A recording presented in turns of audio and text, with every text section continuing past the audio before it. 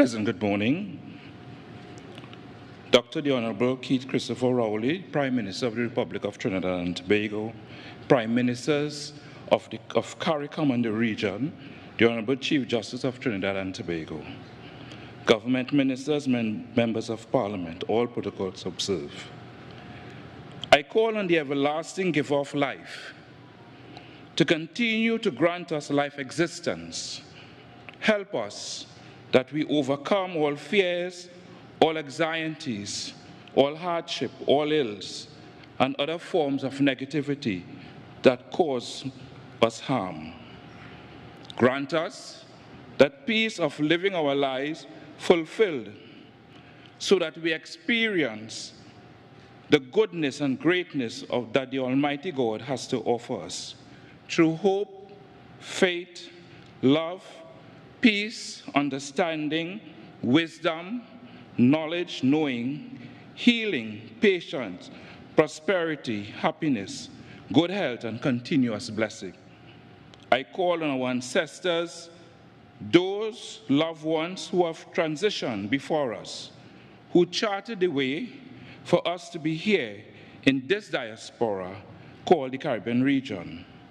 Today, as Trinidad and Tobago hosts this CARICOM delegation regional symposium, Violence as a Health Issue, the Crime Challenge, there's a deep concern from the region's population on the current levels of crime and violence experience, including road rage.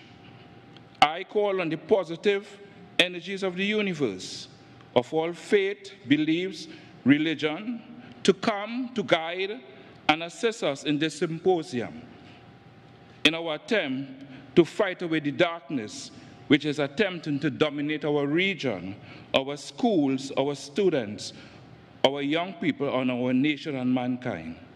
I pray for a positive revolution. I pray for a release. I pray for a renewal. I pray for a rekindling of light, of love, of hope, faith, and spiritual consciousness and understanding. I ask the Almighty, the omnipotent God, to deliver us from this darkness and great evil, and to continue to help to bless and keep us, our families, and our communities safe. I pray the leaders of this symposium look at the behavior of some of our young people and analyze this attraction to that life of disorder, crime, and violence. I pray that the symposium also look at the effects, the health of the population from a position of survival, from real poverty, unemployment, lack of education, and determine the reason why some young people perceive the value of human life is being cheap via the use of a gun. I pray that your developmental systematic approach would include some dialogue with the faith-based churches and organizations, which plays an important role in building strong community relations based on a shared value in human dignity, fundamental freedoms, and human rights. In closing, I ask that the positive energies of the universe continue to bless and keep us, our region, protected and peaceful. On behalf of the Interreligious Organization of Trinidad and Tobago, I wish you continued blessings. I wish you well. Have a purposeful regional symposium. Ashe. Thank you. Thank you. Ladies and gentlemen, we invite you to be seated.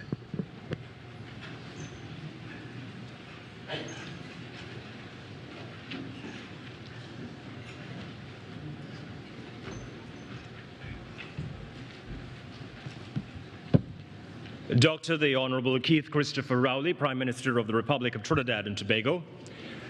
The Honorable the Chief Justice, Mr. Justice Ivor Archie, ORTT, Chief Justice of the Republic of Trinidad and Tobago. The Honorable Bridget Anisette George, Speaker of the House of Representatives of the Republic of Trinidad and Tobago. The Honorable Philip Davis, Prime Minister of the Bahamas and Chairman of the Conference of Heads of Government of the Caribbean Community. The Honorable Mia Amor Motley, Prime Minister of the Republic of Barbados. The Honorable Roosevelt Skerritt, Prime Minister of the Commonwealth of Dominica.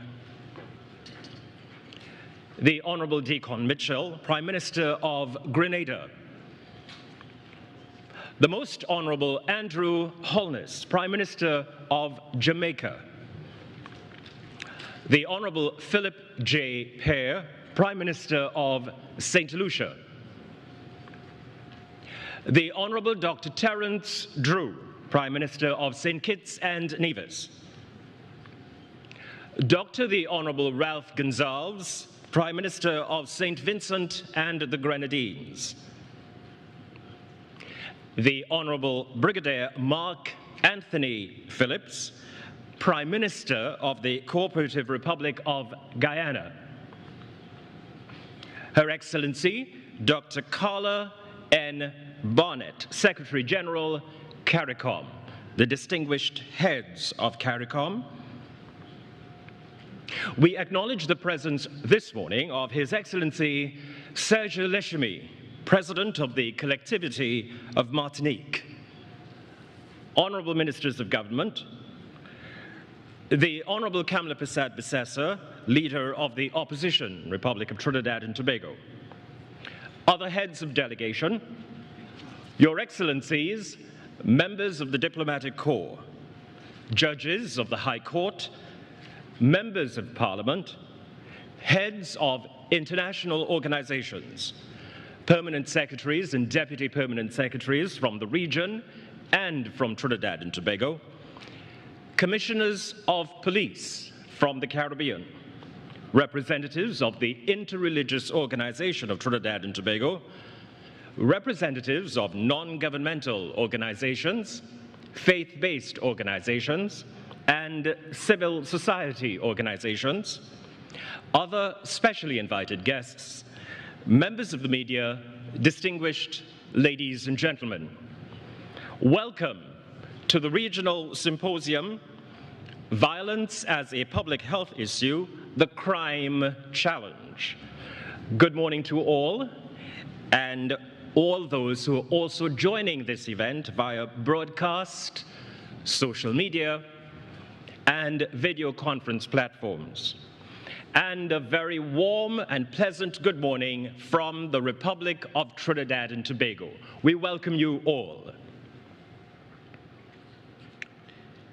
For the next 2 days, we focus our attention on workable strategies and solutions to addressing violence and crime within the CARICOM region, with the aim of creating a safe Caribbean.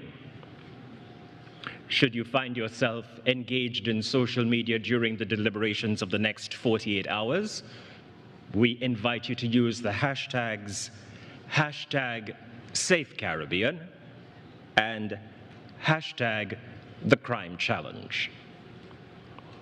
At this time, I invite to deliver welcome remarks Her Excellency Dr. Carla Barnett, Secretary General of the Caribbean Community. Your Excellency.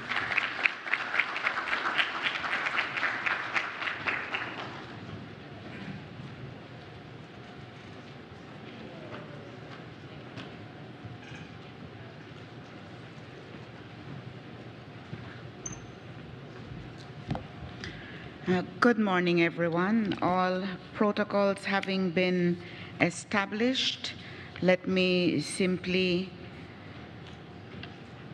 welcome Honorable Philip Davis, Prime Minister of the Commonwealth of the Bahamas and Chairman of the Conference of Heads of Government of CARICOM, and Dr. the Honorable Keith Rowley, Prime Minister of the Republic of Trinidad and Tobago, and lead head of government with responsibility for crime and security in the CARICOM quasi-cabinet and our host for this important symposium.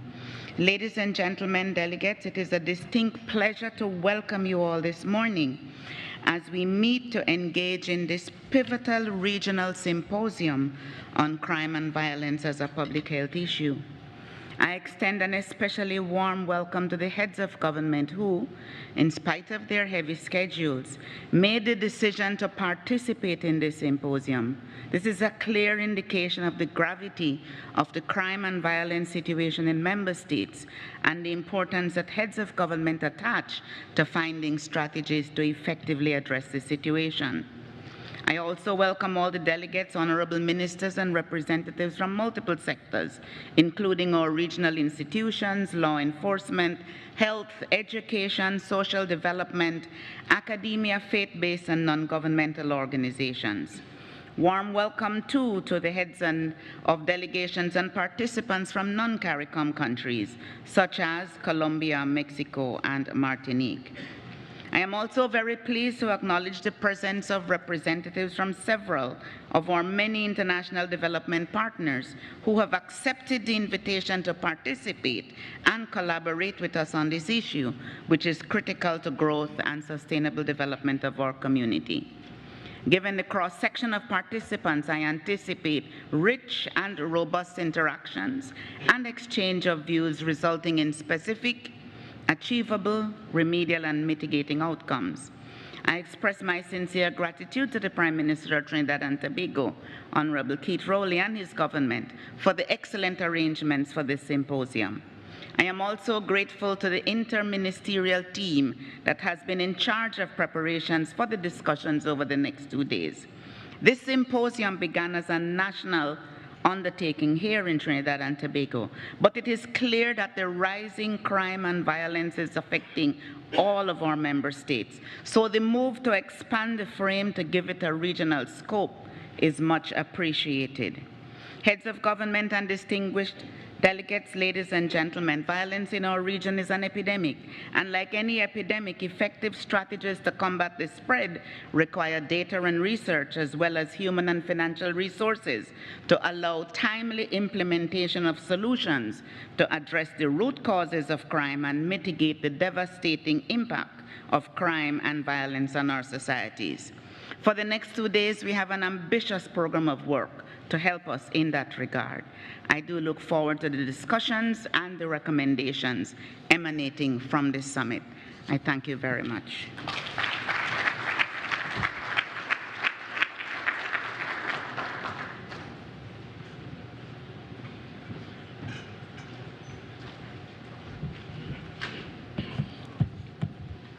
Thank you, Secretary General Barnett.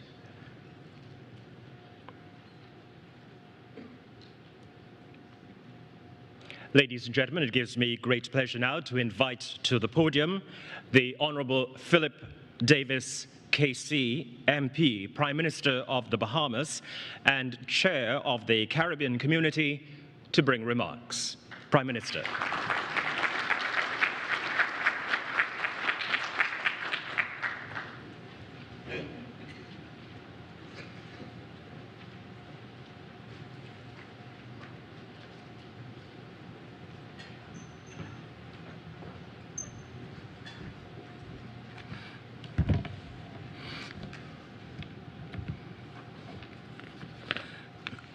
Good morning to all, and I stand on the protocol established. I wish to thank you, Prime Minister Rowley, for graciously hosting us all today for such an important discussion.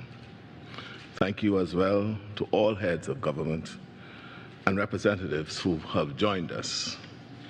We have gathered here due to a shared concern about the escalating rates of violence being experienced by member states.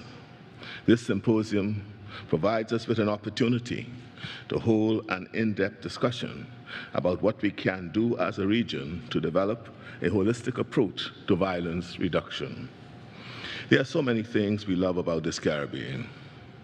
Our friendly people and rich cultures are a source of great pride. Millions of travelers from around the world visit us each year just to experience a slice of paradise. We are rightly proud of who we are and the very special places we call home. No matter where we are in the world, we carry our national and regional pride with us. Our identities have been uniquely shaped by a composite of cultural experiences that make us whole. Because we love our country so much, it can be difficult to accept that all of this beauty and joy can coexist with such unprecedented violence. An epidemic of violence grips our nation, one that claims lives and generates fear and anger. In 2022, Jamaica had a staggering homicide rate of 52.9% per 100,000 inhabitants. Trinidad and Tobago had a rate of 39.4% per 100,000. And the Bahamas, St. Lucia, and St. Vincent and the Grenadines all recorded homicide rates above 30 per 100,000. This is over 5 times the global average. Millions of people throughout the region live in crime hotspots, never knowing if they will be a victim on any given day. In the Bahamas, I have sought to bring comfort to mothers and their families who have lost their sons and daughters, and I know many of you have done the same for your people. Violence spreads like a virus, gaining momentum as one violent crime begets another. In fact, there is a substantial history of analyzing patterns of violent crime using many of the same references used in epidemiology. Violence is contagious, and those who map the commission of violent crimes find that their data mirrors the spread of infectious diseases within a community. Violence can strike in waves and can grow exponentially. Those who come in close contact with violence are most likely to spread it and most likely to fall victim to it. CARICOM has embraced the view of violence as a public health crisis, requiring comprehensive interventions to battle an epidemic that has claimed far too many lives. As we would with any public health crisis, we must define and monitor the problems, identify the risks and protective factors, and develop mitigation and prevention strategies to halt the epidemic.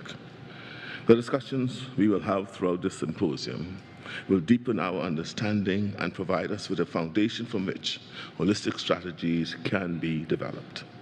There are already many innovative public and non-profit programs with established track records of success throughout the region. We must continue learning from one another and collaboratively develop data-based violence reduction models. I know I don't have to persuade any of you about the urgency of this work. On a typical day, some estimates suggest that an average of 13 young adults between the ages of 16 to 30 lose their lives to violent crime in our region. Each day that passes is another day in which lives are ended, families are broken by grief and loss, and our communities threatened. We need to mobilize resources with the same determination we would bring to fighting any other life-threatening epidemic. We know that the battle is a complex one. There's a tangle of social, economic, and environmental factors at the heart of this crisis. During these 2 days of deliberation, we must find the resolve to untangle these layered issues. It is not merely a policing or legislative problem, nor is it solely the domain of the courts. While better laws and expanded police capacity are important elements of a successful strategy, we need all hands on deck: parents, social workers, educators, rehabilitation specialists, social scientists, community workers and activists, mental health professionals, religious leaders, and many others must come together to address this pervasive issue. Later today, we will hear from Dr. David Allen, a renowned Bahamian psychiatrist who was instrumental in expanding the international understanding of the cocaine and crack cocaine epidemic of the 1980s, which many see as a precursor to the violence we are experiencing today. In his most recent research, he has linked the physical and sexual abuse of children to physical, mental, and psychological illnesses later in life. Many of these children grow up to be the perpetrators and victims of further violence. Dr. Allen concludes in his research that an abused child becomes a dangerous adult. Addressing violent crime requires us to confront these ugly truths about the harm, damaged, and broken people can carry forward from generation to generation. But we can't look away. We need to interrupt these cycles of violence. And I believe each of us have valuable perspectives, strengths, and insights to contribute to a more effective set of crime-fighting strategies. Interagency cooperation and regional cooperation are absolutely necessary to address the problem of violence which exists at the intersection of so many other issues of our countries. CARICOM is committed to fighting violent crime in all forms. There must be zero tolerance for violence against women and children, and there must be more outreach to and support for our at-risk young men. There is considerable research suggesting that a young man who makes it to adulthood without committing a crime is far less likely to become a criminal. Given this trend, it is critical that we provide more support for our boys in their transition to manhood to keep them on a productive and peaceful path. Our most at-risk and vulnerable populations require interventions to meet them where they are, in their homes, communities, churches, and schools, to make a real, meaningful impact. The recent CARICOM Games were an excellent example of what our young people can accomplish when given positive avenues for self-exploration and achievement.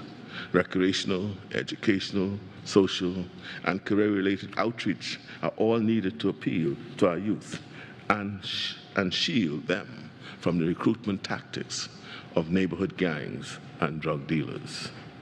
We must dedicate resources to collecting data and better understanding crime at the community level to develop more responsive interventions, and we must allocate resources to address the social and economic causes of violence. Violence may be occurring in our communities, but the guns used in approximately 70% of violent crimes do not originate in our countries. We do not manufacture guns in the Caribbean. Every gun used to commit a crime in the Caribbean is smuggled into our countries. In the Bahamas, 98.6% of all recovered illegal firearms can be traced directly to the United States. In Haiti, 87.7% of all recovered firearms can be traced likewise. In Jamaica, it amounts to 67%, and here in Trinidad, 52%. We have asked the U.S. government and U.S.-based gun manufacturers to cooperate with CARICOM member states when it comes to identifying weapons purchased in the U.S. as a part of a wider effort to hold weapons dealers and manufacturers and traffickers accountable for the many lives lost to gun violence each year. We must call on our neighbors to the north to better police the trafficking of guns from the U.S. to the Caribbean. Last month, the Bahamas, along with Antigua and Bermuda, St. Vincent and the Grenadines, Trinidad and Tobago, and Mexico, working along with the Latin American and Caribbean Network for Human Security, jointly filed a brief in the United States Court of Appeal in support of the $10 billion lawsuit to hold U.S. gun manufacturers liable for the destruction of American-made guns, of course, in our countries.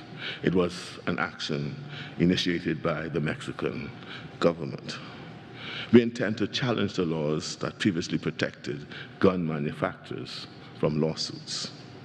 We are sending a clear message to the world that we are very serious about fighting gun violence in all forms and all fronts, not just the home front.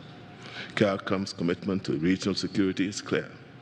I know that we are here today because we share a determination to work together in unprecedented ways for the good of the region. A powerful example of the strength of a united region could be seen in October 2022, when 19 Caribbean countries participated in a joint operation with Interpol, in which 350 weapons, 3,300 rounds of ammunition, 10 tons of cocaine, and 2.5 tons of marijuana were intercepted. 510 arrests were made as a result. Such collaborative operations must become more frequent if we want to meaningfully impact the inflow of illegal drugs and guns across our borders. The CARICOM Crime and Gun Intelligence Unit was created to strengthen Caribbean and U.S. collaboration in using data and technology to intercept illegal firearms and traffickers. We must fully leverage this partnership so that those who put guns on our streets are stopped and brought to justice. We need to reduce violent crime. The need to reduce violent crime has never been more urgent. Each year, hundreds of lives are at stake and many more affected by the resulting trauma. This moment of crisis for our region requires a collective response. The impact of violence goes beyond personal loss, as terrible as that is. High levels of sustained violence undermine investor confidence in the region, scare visitors away from tourism-dependent economies, and place a strain on healthcare, educational, and social support systems. If we do not act decisively, our economic prospects will be further eroded by this ongoing wave of violence. As we come together to take on our individual challenges, let us not forget the ongoing humanitarian crisis in Haiti and the need to work together with the Haitian people to stabilize their situation. What happens in Haiti has implications for the entire region, and CARICOM has a duty to provide support in whatever ways we can. I'm hopeful that the discussions we initiate today will serve as a launching pad for the development of impactful interventions and solutions. There are no quick fixes, yet we must act quickly to save our people from this epidemic. Each day that goes by, precious lives are lost. We can take steps toward reversing that trend, starting today. By facing this crisis head-on and leveraging the unique resources and expertise of each member state, we can make a lasting positive impact on the lives of our citizens and ensure a brighter future for our Caribbean region. Thank you.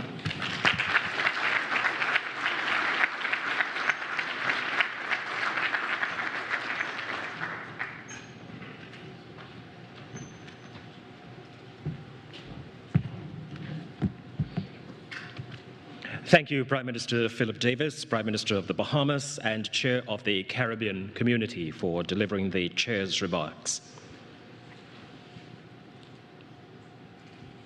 Ladies and gentlemen, will you please welcome now to deliver the welcome address the Prime Minister of the Republic of Trinidad and Tobago and Chair with responsibility for energy and security at the CARICOM level, Dr. the Honorable Keith Christopher Rowley.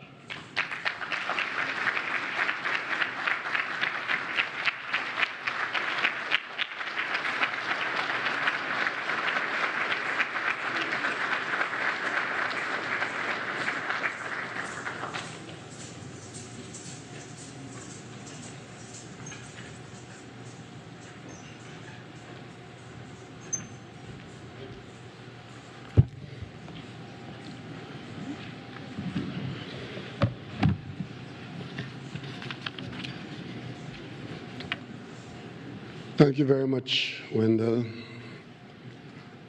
I hope, with your permission, to make the last full acknowledgement of the protocols.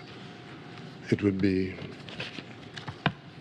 not satisfactory if I, as your host, did not recognize, with your permission, the Honorable Philip Davis, Prime Minister of Bahamas and Chairman of the Conference of Heads of Government of the Caribbean Community, Prime Ministers, all my colleagues from the Caribbean Community, The Honorable Chief Justice, Mr. Justice Ivor Archie, ORTT, Chief Justice of the Republic of Trinidad and Tobago, Honorable Bridget Anisette George, Speaker of the House of Representatives of the Republic of Trinidad and Tobago, Dr. Carla N. Barnett, Secretary General of CARICOM, His Excellency Serge Lechmi, President of the Collectivity of Martinique, Honorable Ministers, other heads of delegations, Leader of the Opposition, Your Excellencies, members of the Diplomatic Corps,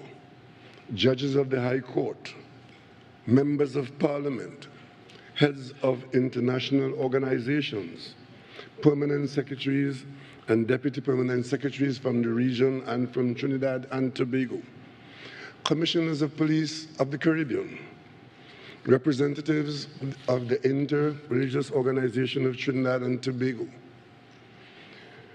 representatives of the non-governmental faith-based organizations as well as civil society organizations, other specially invited guests, members of the media, distinguished ladies and gentlemen, boys and girls. Fellow Caribbean leaders, peoples of the Caribbean, from Mexico to Suriname, welcome. Welcome to this symposium, this unique exchange of experiences and perspectives among the people of the Caribbean. This morning, we, the many components of Caribbean leadership, stand here as a collective body, speaking to and with you, the whole of the Caribbean, above all, in our geographical, social, racial, religious, economic, and democratic complexities and diversity. This is a truly historic moment. What brings us here is not that diversity. It is not the usual command gathering to deal with trade, education, finance, tourism, health, or diplomacy. We have assembled here in this unity of purpose to confront a problem, one that is common and threatening to every aspect of every individual's life in the Caribbean. The founding fathers of this great Republic of Trinidad and Tobago, Dr. Eric Eustace Williams, standing before a similar audience at the signing of the Treaty of Chaguaramas in 1973, noted that, and I quote, "All of us here today are genuine representatives of the Caribbean, with a common history based on the Caribbean Trinity: colonialism, monoculture, and racism, the symbols of fragmentation and isolation of one territory from another," unquote. He added that there could be no Caribbean dispensation, no Caribbean future, which does not truly mean the integration of the peoples of the region and their economies. Dr. Williams then referred to what he described as, quote, "a larger aspiration," unquote, a larger purpose, advising that the Caribbean's strength is in its union and that the Caribbean's danger is in its discord. This morning, ladies and gentlemen, leaders of the Caribbean, we are here to address an aspect of that larger aspiration that Dr. Williams spoke of, displaying our union of purpose, and hopefully, we are all fully aware of the dangers that await us in this discord. As we are now well into the 21st century, the record will show that for all of the new era, we have continued to be haunted by violence from the domestic quarters at home to our schoolyards, to our streets, and our borders. In short, ladies and gentlemen, boys and girls, violence is threatening to destroy our paradise in the Caribbean Sea. This is not to say that we have not been struggling to cope with this truth. On the contrary, we have been. But if we are not careful, its stubbornness and metastasizing malignancy could overrun and overwhelm us. Violence in the Caribbean is a public health emergency which threatens our lives, our economies, our national security, and by extension, every aspect of our well-being. In Trinidad and Tobago, in the years 2011 to 2022, we have lost and have had to grieve for 5,439 lives lost to violent murder, largely through the use of imported firearms and ammunition. In 2011, we lost 352 lives. And by 2022, the annual count was over 600, a new record, already being challenged by the murder rate for 2023. Except for COVID in a pandemic, none of the listed dangerous diseases have taken lives like this in our population. For the thousands of wounded, victims and perpetrators alike, a surgical intervention to the head costs $170,000. A surgical intervention for a chest wound would cost about $135,000. A shot to the leg requiring surgical intervention would cost approximately $100,000. And a leg shot without surgical intervention could easily cost $40,000. All of this before you leave the hospital, and that in medical care and attention.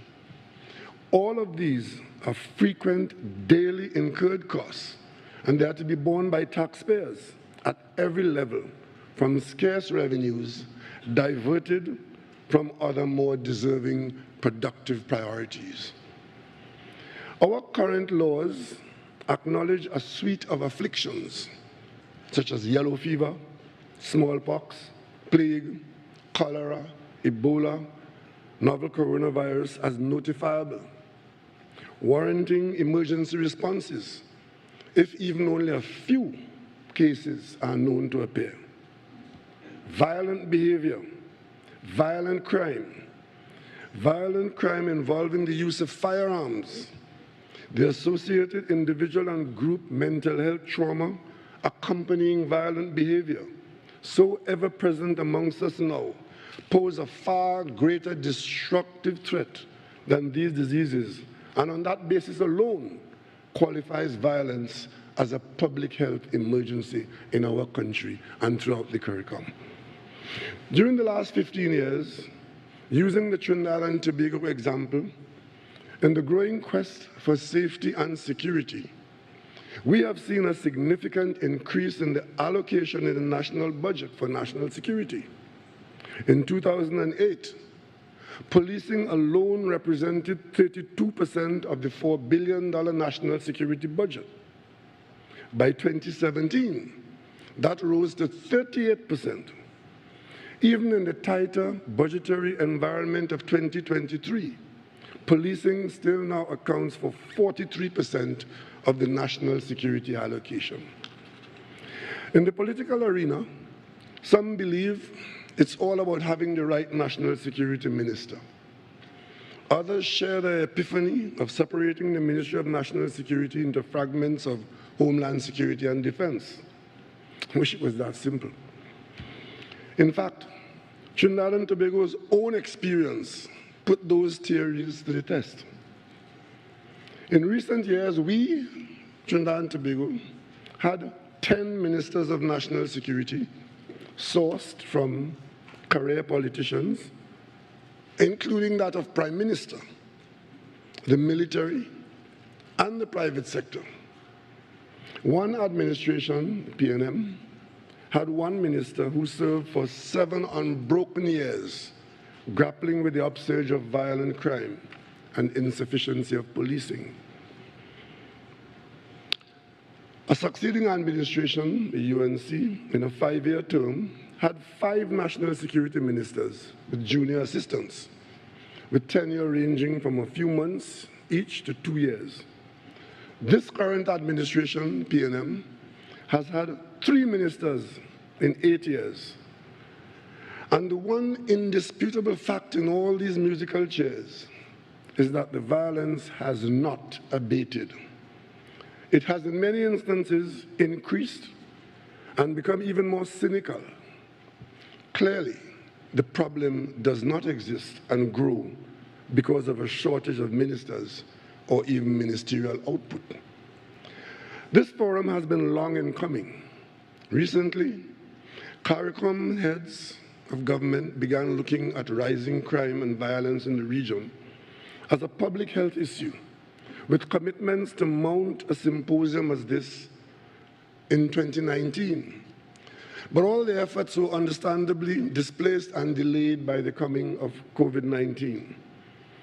It's against this background that when Trinidad and Tobago announced its intention to have its own national discourse, and our Caribbean neighbors gladly agreed to join in, that we had no hesitation in making room for widest participation. But having done so, we are all here today. And you must remember, as Booker T and the MG say, time is tight. So let us all very conscientiously make the most of it in small doses as we speak, listen, and absorb in preparation to fight this demon. Ladies and gentlemen, just look at media reports.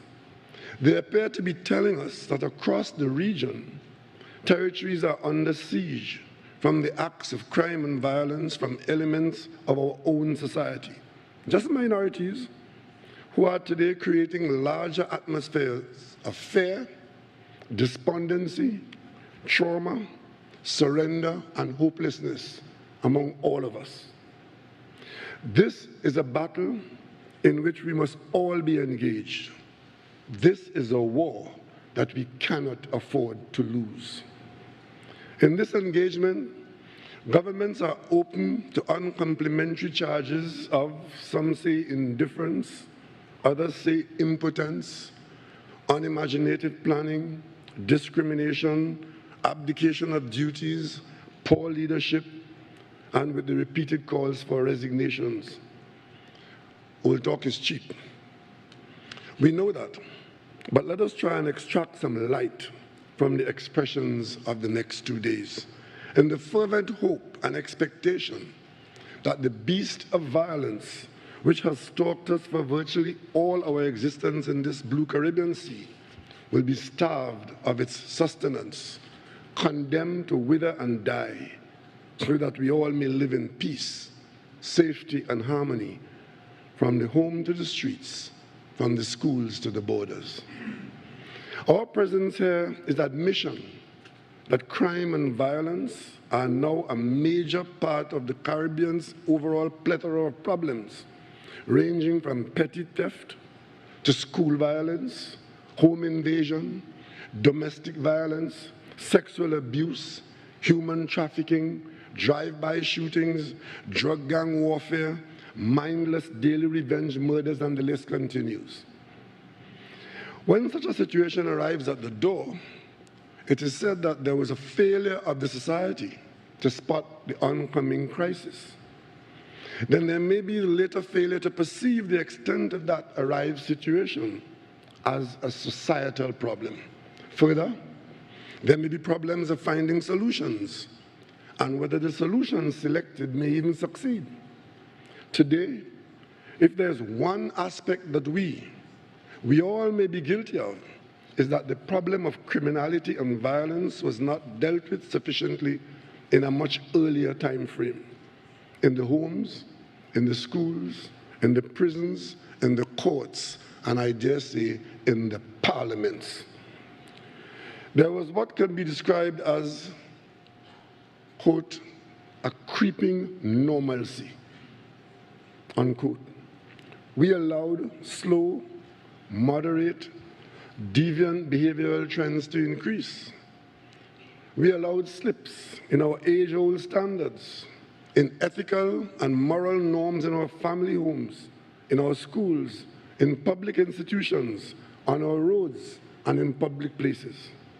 All of which, hindsight reminds us that we should have checked very early. Instead, we seem to have been saying that these times are different. This is the age of American gun culture. As we adopt the internet revolution with its tremendous promises and all its warts, an age of selfish individualism has been allowed to flourish at the expense of the society itself. So morals and values are now considered flexible. Their lines are blurred, and they occupy spheres of their own, determined and shaped by one's personal whims, the present, fashionable social trends, and worse, the political and bureaucratic shortcomings of something malleable called the system. So over the next 2 days, Caribbean people, helped by inputs from cross-sections of the Caribbean citizenry, will attempt to address the full scale of the problems of crime and violence in the context of a public health issue. Hopefully, there will be elements of operational consensus after the planned examination and exchanges, which will form a plan of action that will give the Caribbean people their much-needed assurance that something beyond talk will be done. Using the same planned, programmed, and strategic methods that were adopted to confront the deadly challenges of COVID-19. Ladies and gentlemen, again, welcome to the Twin Islands of Trinidad and Tobago. And I pray that as we have done here in our Constitution in Trinidad and Tobago, that we recognize the Almighty's presence throughout all our deliberations. Finally, I must assure you that the Caribbean peoples, in spite of our circuitous history, we have evolved and continue to stand strong today. May Almighty God continue to bless us with success. Thank you.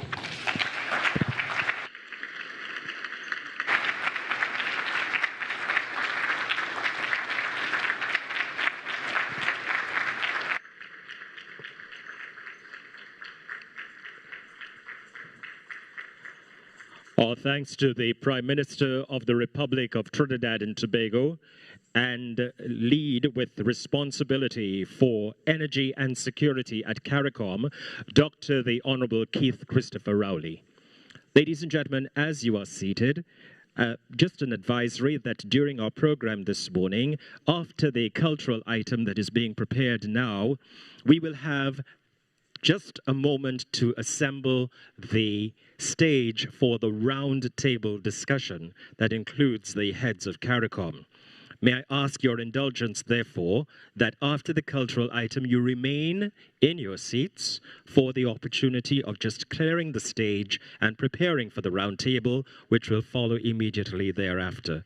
Your cooperation will be appreciated, and the coffee break will be deferred to a moment subsequent. It's time now for a cultural item. Shivanjali is being performed by the Shiv Shakti Dance Troupe, the Malik Drummers, and the Shooting Stars Tassa Group. Please welcome them for the cultural performance, Shivanjali.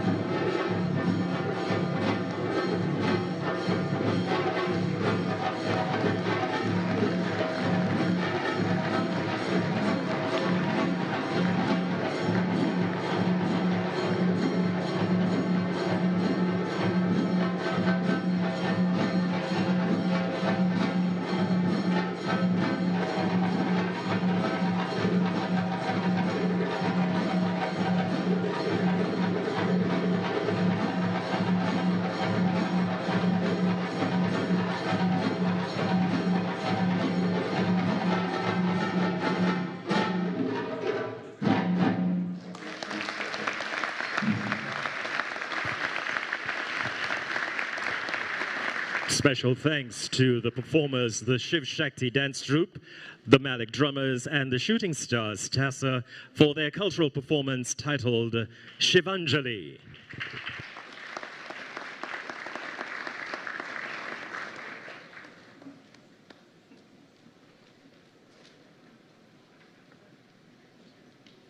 We're preparing the stage now, ladies and gentlemen, to move into the second segment now that we've taken care of the official welcome for the regional symposium.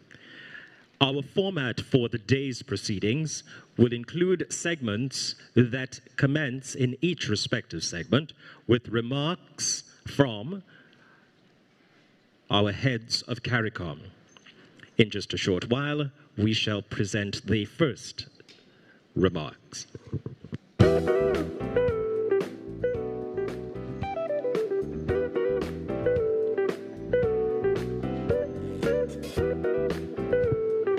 And And a reminder from the social media standpoint, we have the opportunity to continue to post and follow the activities online. And those who are joining us online also have the ability to continue to share their comments in the respective chats and sections that are available to all via the CARICOM official website and, of course, via TDT Live Online, as well as the other broadcast media here in Trinidad and Tobago. The main hashtags are Safe Caribbean and The Crime Challenge.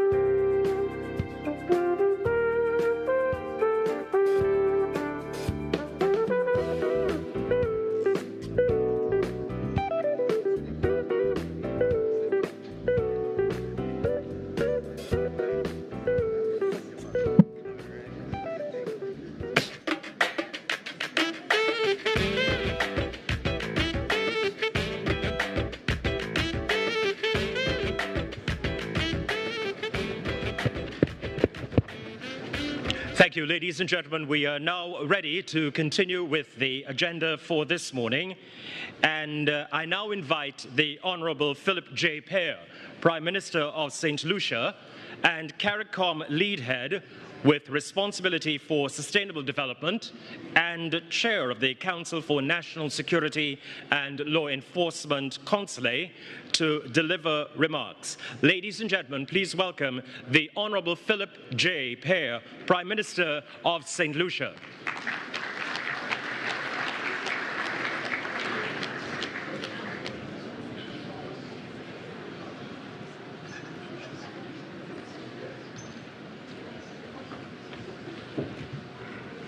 Thank you very much.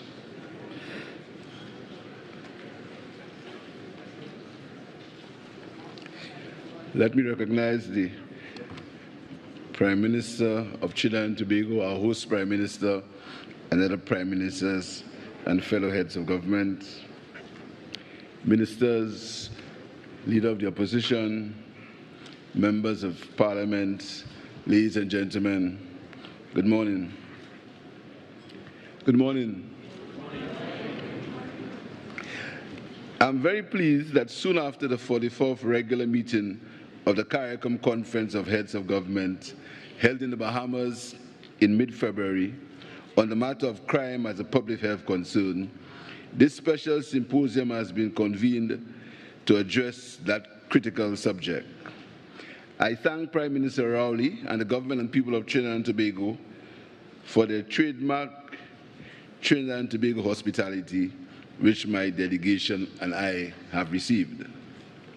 We must admit that this conference is timely, and I'm pleased that the community has embraced this approach. I commend Prime Minister Rowley for reviving this initiative.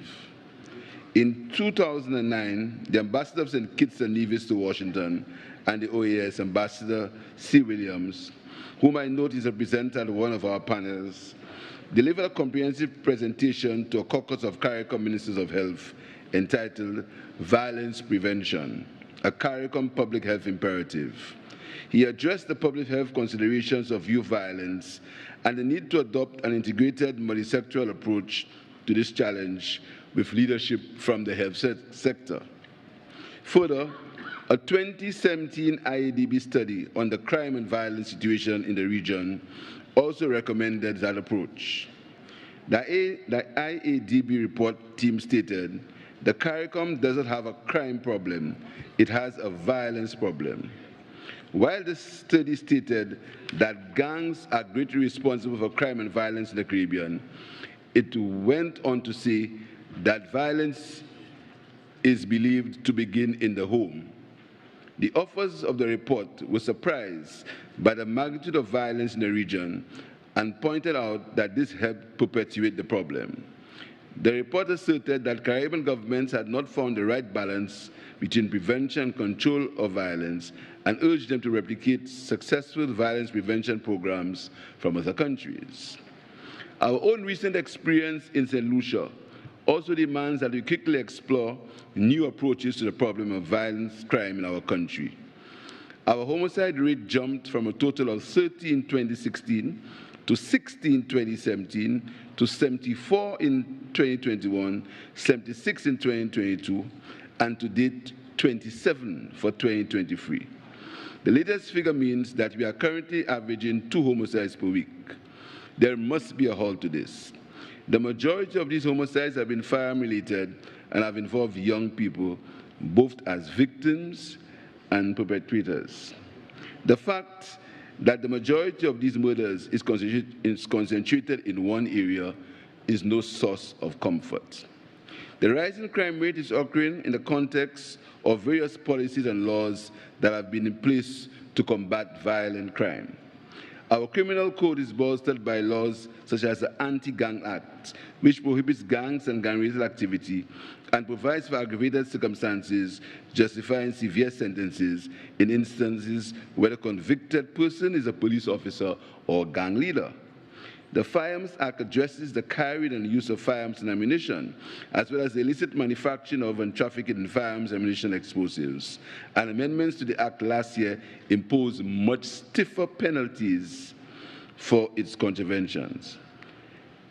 Related legislation, including the Money Laundering Prevention Act and the Proceeds of Crime Act, further disincentives crime by providing for the forfeiture of confiscation of the proceeds of specified crime. On March 26, 2023, we passed legislation to extend police powers by the Suppression of Escalated Crime Police Powers Act. Of course, we urge the police to observe the human rights of citizens and follow only legal methods. Mr. Chairman, colleagues, I believe it would be common knowledge to all of us in this room that in early March this year, St. Lucia requested the support of the RSS to quell an escalating crime situation in the southern part of the country. I want to take this opportunity to thank the RSS member states for quickly responding to our call for assistance. The scale and barbarity of the violence that occurred in that town over one weekend is unparalleled in our country's history. What is particularly concerning about the situation is that while the homicides were gang-related, the perpetrators were seemingly targeted family members of the perceived foes, raising their criminality to a new and different level. The situation calls for more than a law enforcement response, but one that is comprehensive and multidimensional, that will seek to find and eradicate the roots of this cancerous violence. But as we all know, Mr. Chairman, violence, particularly organized gang violence, is a disease that is not easily arrested, especially in a reactionary mode and a scenario where it is aided and abetted by the influx of guns and ammunition from outside of the country, notably from the United States. We therefore welcome this symposium, as we in St. Lucia are in the early stages of implementing social and crime suppression programs that can provide an avenue for the resolution of that situation. My government is convinced that crime must be tackled scientifically and as a public health concern. While we continue to provide unprecedented resources to our police force, it has become clear that a proactive and evidence-based approach can bring about a sustainable abatement of crime and antisocial behavior in our country. There is also the crucial matter of diverting our young people away from crime, and my government has put in place a basket of initiatives to drive this. The first of these is the creation of a youth economy, which aims at helping our young people to become entrepreneurs and business people. The vehicle for this transformation is an agile, specialized youth agency, the E, which will provide financial and technical assistance to our youth to convert their hobbies into entrepreneurship and skills into business. Related initiatives include the Youth Resilience, Inclusion and Empowerment, YIRE, programs which will develop the learning output of St. Lucian youth, prepare them for professional job opportunities, connect them with professional development initiatives, and strengthen the St. Lucia community and family structures that impact youth development. The JEPSIT project, Generation of Employment and Private Sector Development Program, is a PPP funded by the European Union to address youth unemployment by providing technical vocational education. There is also a program entitled Opportunities to Advance and Support Youth for Success, which will seek to improve the diversion of youth away from custodial sentences, support evidence-based diagnosis and treatment in rehabilitation and diversion, and facilitate the reintegration of youth in the St. Lucian community after rehabilitation. Mr. Chairman, I'm also hopeful that our symposium will produce a regional plan of action to tackle crime in a proactive and preventative measure. Public health and public security share similar policy objectives, as they both aim to provide the maximum benefit for the most people. In considering the application of the public health approach to crime and violence in our region, there are a number of observations and questions to which we hope the symposium can provide answers. At the regional level, I see parallels between the role played by CARICOM in a public health context and impacts. Therefore, I see a reformulated impacts that will adapt CARICOM techniques to take the lead in the application of the regional public health approach to the prevention of crime and violence. A public health approach to public security will require huge investments in capacity building, both in terms of equipment and training of frontline personnel. Ideally, we will need a comprehensive assessment of the training needs for a whole of government and whole of society approach to crime prevention and control. We need a core of well-trained and resilient counselors and psychologists in our schools and communities who can handle the emotional stress of working with at-risk children and provide family therapy for young people at the risk of gang involvement and exploitation. The approach is what I mean will create the understanding that the underlying economic, social, and environmental drivers of crime and risk factors are applying targeted interventions to help divert individuals, families, and communities at high risk away from violent crime. Mr. Chairman, a focus on the family and the community is warranted because these are the incubators of good and bad behaviors and values. So the family, so goes the community. And so we need clear and early warning indicators that the risk factors of serious violence that can enable the relevant agencies to act and then assess the effectiveness and impact of their interventions. Over the past decades, we have seen a steady decline in the traditional structure and function of the average family in our region. And this is not helped by a work system of shift where several parents have to be out of the house at hours when their children are in. The system that allowed parents to earn their living while their children were cared for by immediate and extended family members is no more, disrupting the transfer of positive values. A preventative approach would entail the deployment of multidisciplinary teams of family practitioners to give sustained moral and emotional support to at-risk families. And while we are at, Mr. Chairman, we must take an urgent and hard look at our education system to ensure that it's not contributing to the situation rather than to the problem. I also see the benefits from applying the primary healthcare architecture in our countries to public scrutiny, with community police stations adopting the preventative culture and approach of community health centers, contributing to research on standard public security data, and feeding intelligence to a central point where it can be analyzed. And recommendations set up the chain of command for targeted interventions and antisocial behavior from hotspots. Of course, Mr. Chairman, this will have to be done securely and confidentially. While the different national circumstances will dictate how the public health approach may be implemented in each member state, the securing of the additional financial and other resources to sustain this work will have to be undertaken on a regional basis. One question that we have to ask ourselves, Mr. Chairman, is given the weaknesses in some of our public health systems, can they realistically be incorporated into a public health approach in stopping violent crime? It is understood that both Trinidad and Tobago and Jamaica have attempted the public health approach models against violent crime. The Cure Violence pilot project was used in Trinidad from 2014 to 2017. An evaluation by the Arizona State University found a 45% reduction in violent crime in the service area, and this was regarded as providing strong evidence for expanding the method to effectively reduce homicides, woundings, and shootings. In Jamaica, the Jamaica Injury Surveillance System used the approach for injury prevention. If these models did so promise as indicated by the evaluators, why have they not been applied in the region? And if so, why have these countries continued to experience significant rates of homicides? While I've been referring to gun-related homicides in my remarks, other aspects of violent crime in our region should also be considered. In fact, homicide is just a part of the band of outcomes of violence.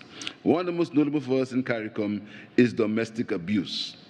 It is well known that gender-based violence is a problem across the Caribbean.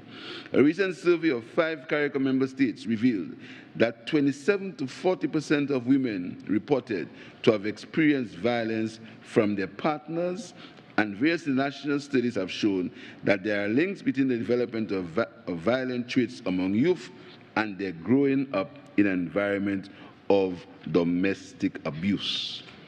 In 2007, the UN and World Bank study entitled Crime, Violence, and Development Policy Options for the Caribbean, while lauding the evidence-based system of the public health approach, pointed out one drawback. The one disadvantage of this approach is that in many of its most important interventions, such as programs to reduce unintended pregnancies and to promote early childhood development and parental training, many have payoffs in terms of reduced violence only after some time has passed, end of quotes. This means, therefore, that we still have to grapple with strategies to reduce violent crime in the interim, and consequently, the criminal justice approach must be fortified, although Caribbean governments are said to have an over-reliance on it. It should also be pointed out that the same study declared that not all public health-inspired interventions have delayed effects, limiting the availability of alcohol and providing recreational and mentoring programs to remain in school, for example, may all produce relatively quick impacts. Mr. Chairman, with the adoption of a public health approach to violent crime, what we will be embarking upon is the creation of a legacy of a Caribbean that is as much a safe and secure place for our children in the future as it was for us when we were children in the past. We have a responsibility to our people to provide them with the necessary resources so that they can become wealth creators and custodians of our patrimony. I welcome this symposium and ask that we move swiftly to implement the recommendations which will be put forward. We cannot afford otherwise. I thank you.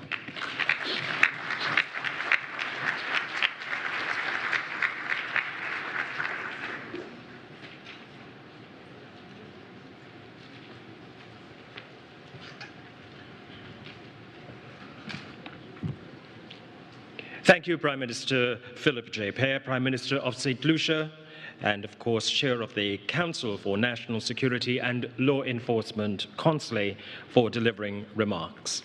Ladies and gentlemen, the subject area now moves to the discussion and presentation on violence in our region. Presentations will be made by Trinidad and Tobago, the Bahamas, and Jamaica in this room, live here at the Hyatt, and we'll be joined virtually for the presentation from St. Lucia.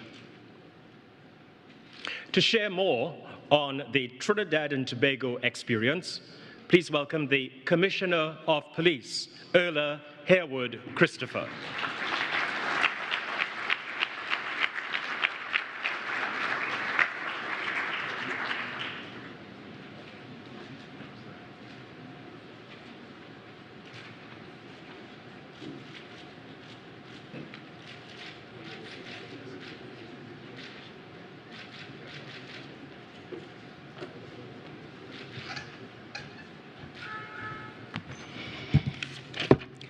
Thank you, Master of Ceremonies. Honorable heads of state and leaders of government from CARICOM and across the Caribbean region, colleagues, ladies and gentlemen, good morning.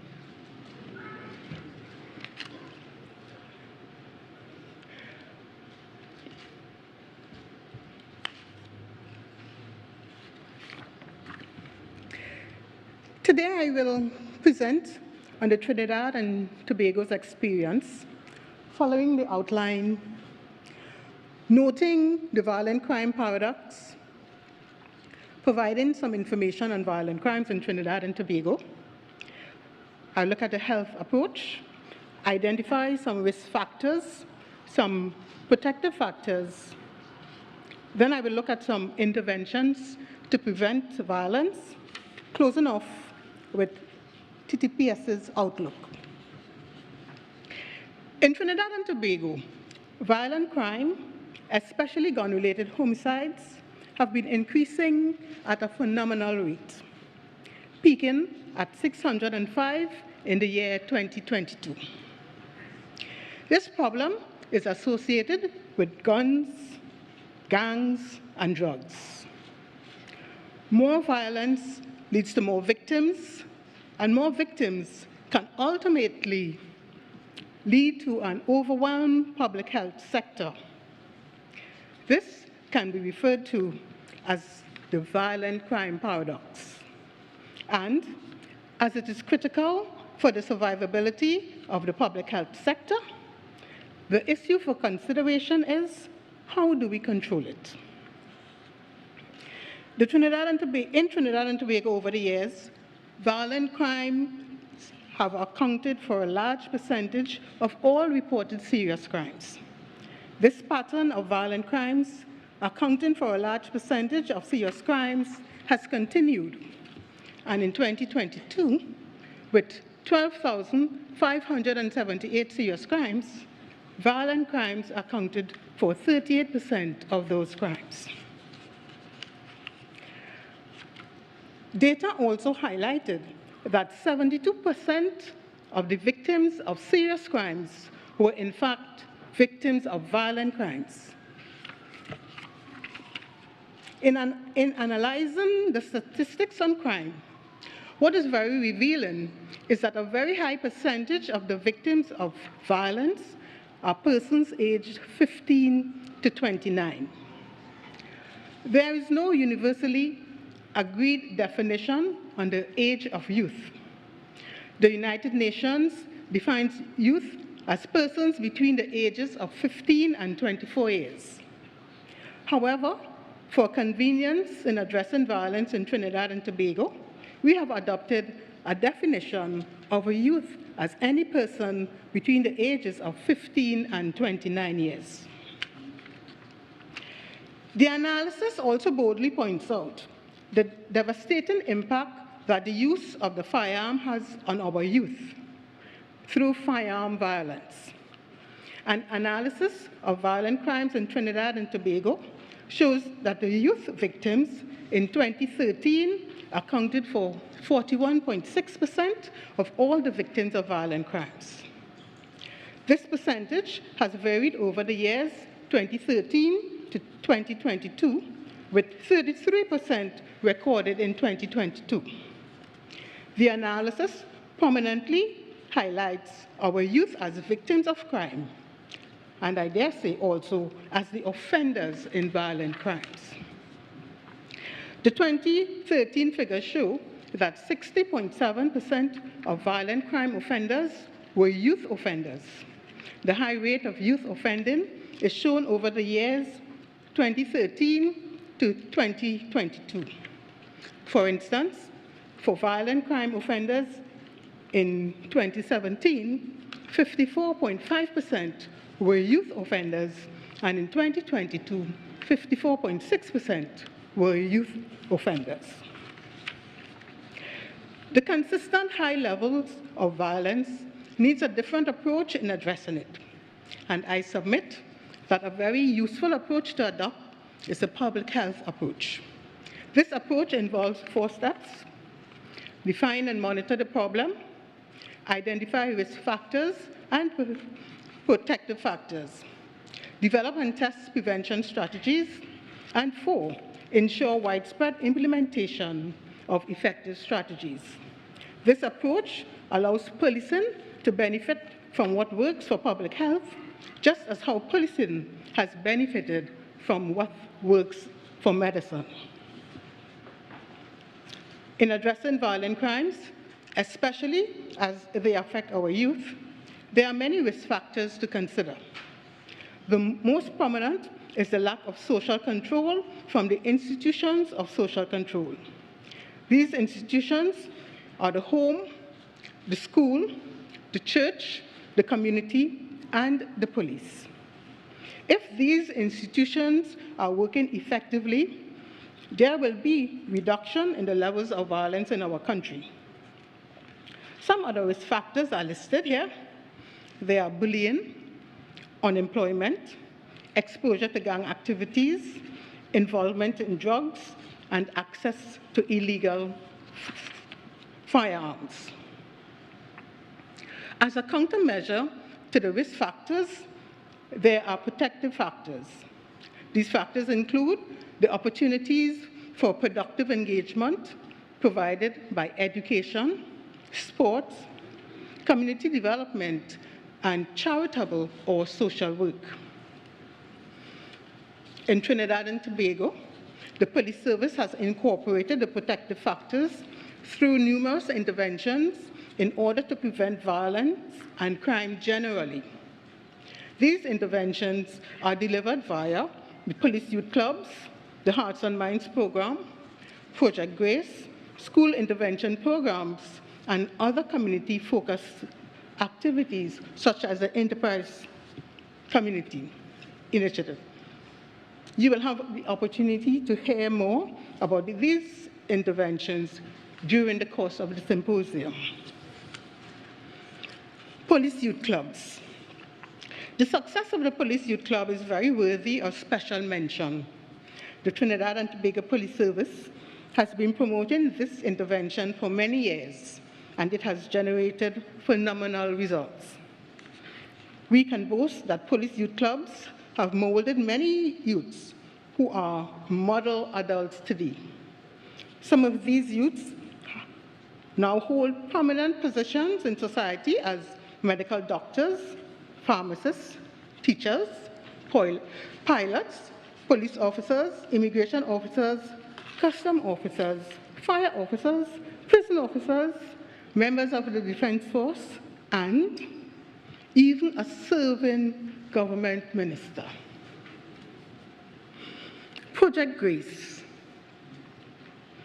Project Grace, sponsored by the United States Embassy. GRACE refers to the Gang Reduction and Community Engagement Project. It's a technical assistance program designed to increase the capability of the polices to address gang-related security challenges by strengthening the TTPS's community-oriented policing and intelligence-led anti-gang efforts through process improvement, planning, development, and the execution of activities designed to prevent and reduce crime and gang activities. With the implementation of Project Grace, we look forward to a restoration of public trust and confidence, strengthened community engagement, and stakeholder partnerships. The Hearts and Minds Program. The Hearts and Minds Program, initiated in 2006, is geared towards bridging the gap between the citizens and the police service in 53 communities within the East Port of Spain, Laventil areas. The program, with the motto, "Changing the Hearts and Minds to Form Better Communities," has assisted in the development of programs and projects to positively influence the residents within these communities.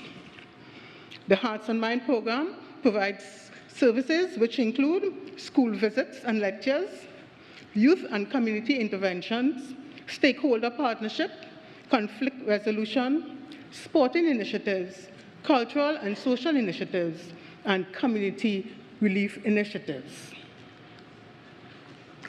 Violent crime can effectively be controlled by using a public health approach supported by prevention interventions, as with evidence-based policing.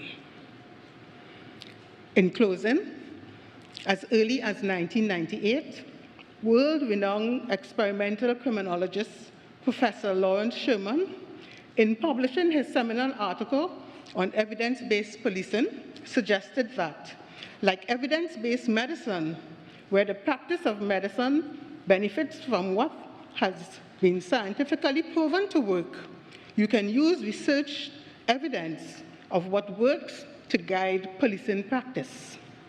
Evidence-based policing has since grown into a contemporary policing strategy of targeting, testing, and tracking. It is reasonable to conclude, therefore, that we can similarly deploy the public health approach to solve the violent crime problem in our region. Ladies and gentlemen, I thank you.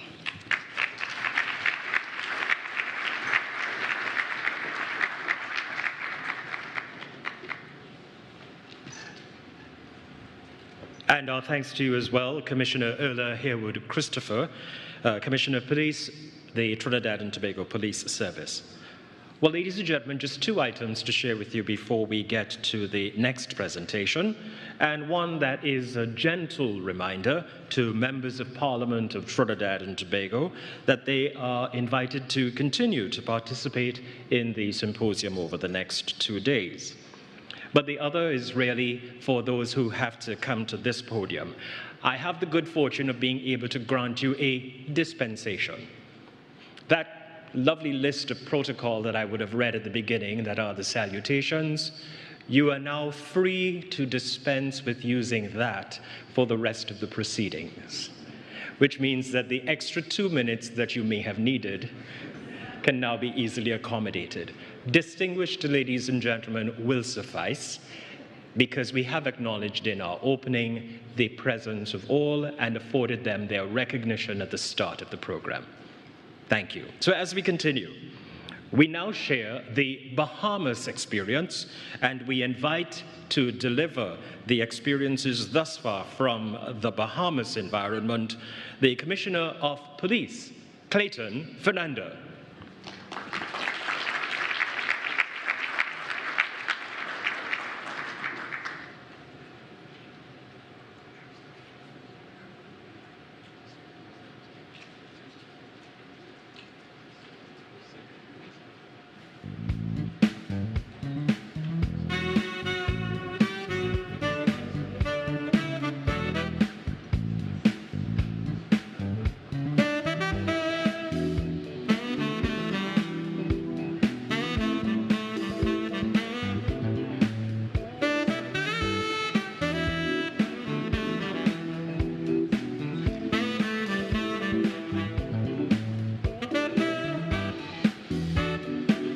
First? Right, we're on. Thank you. Thank you, sir. Good morning to all, and please allow me to stand on the established protocol. As mentioned by our Prime Minister, we had the good fortune of holding the Carifta Games, the 50th Carifta Games. And I just want to commend on behalf of the Prime Minister again and the good people of the Commonwealth of the Bahamas, that it was a pleasure to host and police that event, our young and future Olympians without any incident. So give them a round for us, please.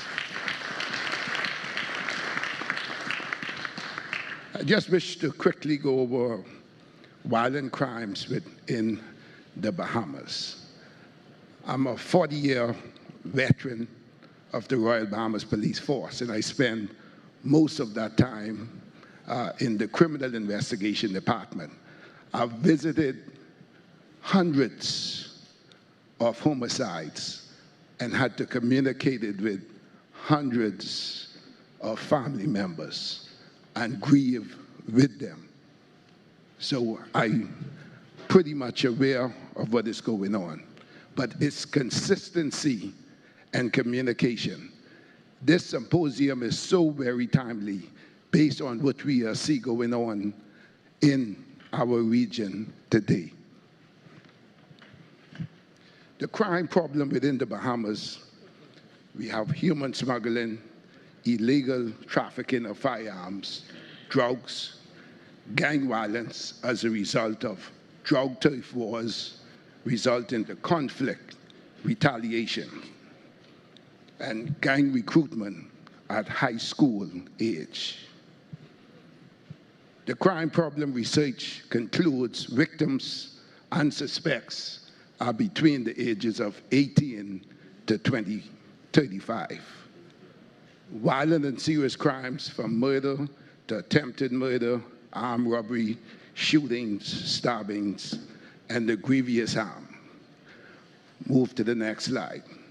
Just a breakdown for 2022, we had a total of 128 murders compared to 119 in 2021. Thus far for the year, we have recorded 35 for the first quarter of the year. You could see a decrease to compare with 22. Around the same time, it was a total of 45. So you could see a decreasing. The murders, 8% increase over 2021. We could solve these matters, and you could see the excellent results by the detectives. Out of that 128 last year, we had 28 solved, which represent a 69% increase. I think this is excellent. You won't see this detection rate within the world. This will match. But we want to prevent these matters from happening. That is our focus, to prevent. But we believe that we could solve any matter that occur in the Bahamas, and the results is there to show. But we want to prevent these matters. You had 35 suspects committed murder while they were on bail for murder. 35. 35 victims killed while on bail. 30 victims killed while being monitored with the device. And 46 victims known to the police. And firearms, almost 98%, is the use of firearm as a result of gang turf, retaliation, drugs, and conflicts. That is what you're seeing. The weapon of choice, what we are seeing now is the high-powered rifle. That's what is being used in the commission of these murders. When you focus on the armed robberies, we had an increase in 2022, a total of 555. And they are armed robberies of choice. You had 100% male suspects, 14 involved tourists, and 96% is as a result of firearms being used. And you could see the age group as well, between 18 to 35. Next slide. The illegal firearms taken off our streets last year, a total of 280 pistols taken off our street, 22 revolvers, 38 rifles. As I indicated, the rifles are the weapons of choice at this time. 30 shotguns taken, which give a total of 370 weapons taken off our streets in 2020. This far for the year, we have taken over 100 weapons for the first 3 months of this year. So what this is telling us, that the streets are flooded with weapons, illegal weapons. That is a problem. Next slide. Firearms trafficking. There are so many creative ways these individuals now are bringing in the firearms. If you see how the Bahamas, how we are set up graphically, positioning to the U.S. and the container port in Grand Bahama, where thousands of containers move through our country pretty much on a daily basis. So you can imagine the resources. We don't have the resources to be able to check every container that moves through that. The equipment is not available. X-ray machines is not available.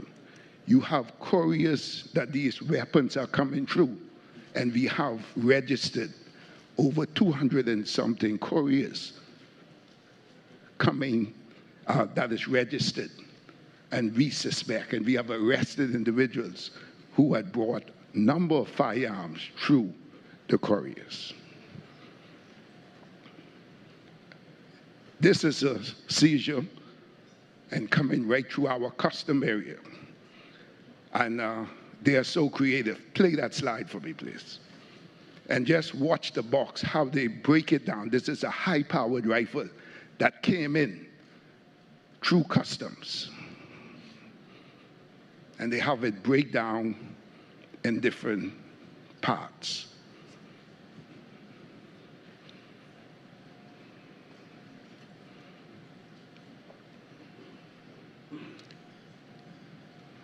They are the magazines.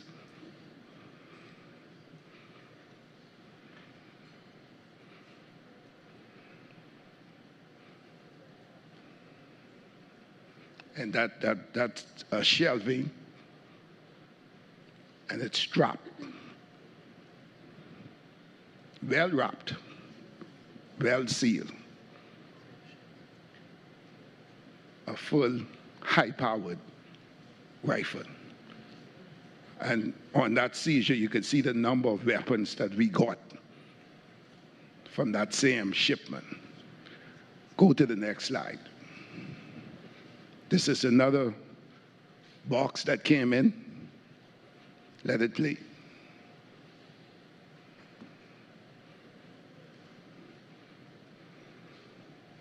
Full of snacks, and the boxes are very much sealed. So they are creative, very creative.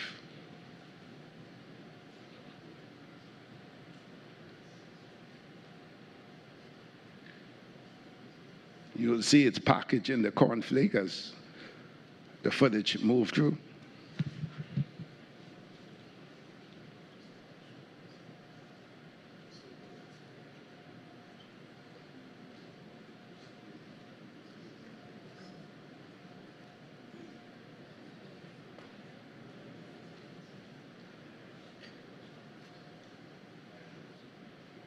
So you can't take nothing for granted. You have to check.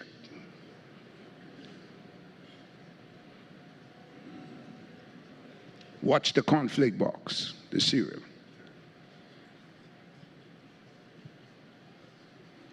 And Prime Minister, they robbing us for our revenue, clothing oil coming through, not paying customs.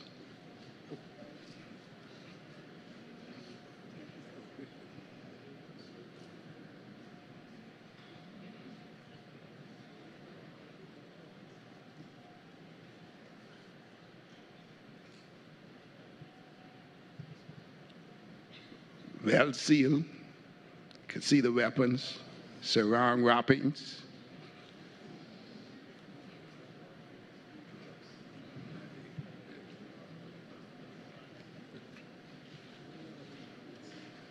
Out of that shipment, we had a total of 9 pistols and the number of ammunition found in those same containers. Go to the next slide for time.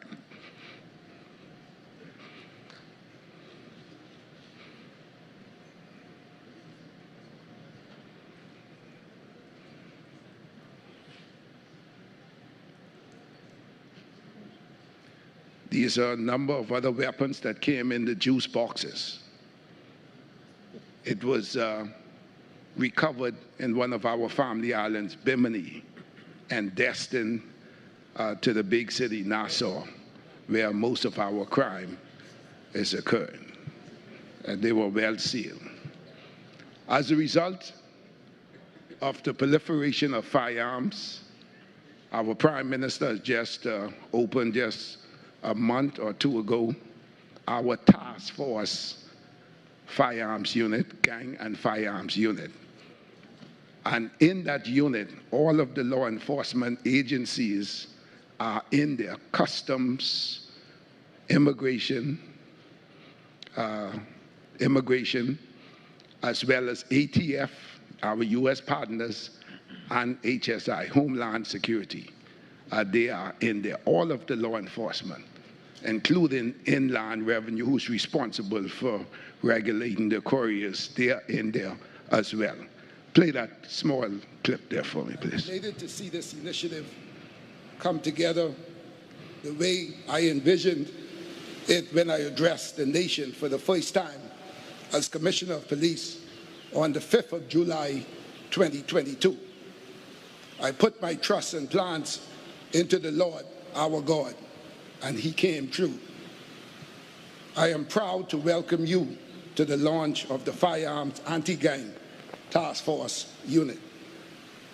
This is a very important occasion, the coming together of multiple law enforcement agencies to stem the proliferation of illegal firearms in the Bahamas. We know that the Bahamas is serious about combating gun crime, and so are we.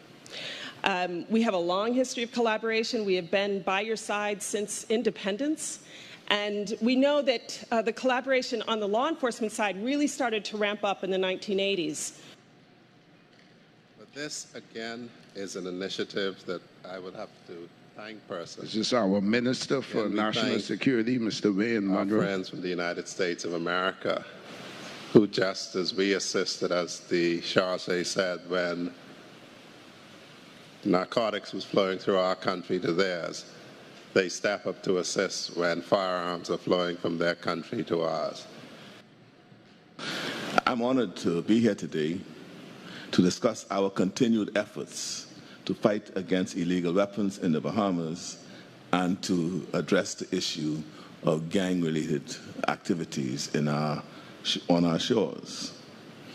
As you all know, this is a critical issue that affects the safety and security of our citizens, and we must take every step to prevent the smuggling of illegal firearms into our country, which also inspires gangs to become more criminally active.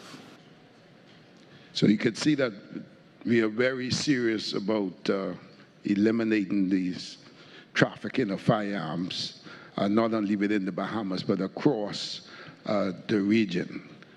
And what we have done in recent time, our Chief Justice have identified 2 courts that are just focusing on firearm cases. If you are found with an illegal weapon today, the turnaround time for completion is 2 weeks. 2 weeks. We have the capacity with our forensic to get all of the reports out in a timely manner. So 2 weeks turnaround, you're caught with an illegal firearm, your matter should be completed. If you're lucky enough to get off, that's fine. But you go 2 weeks straight to jail, once convicted.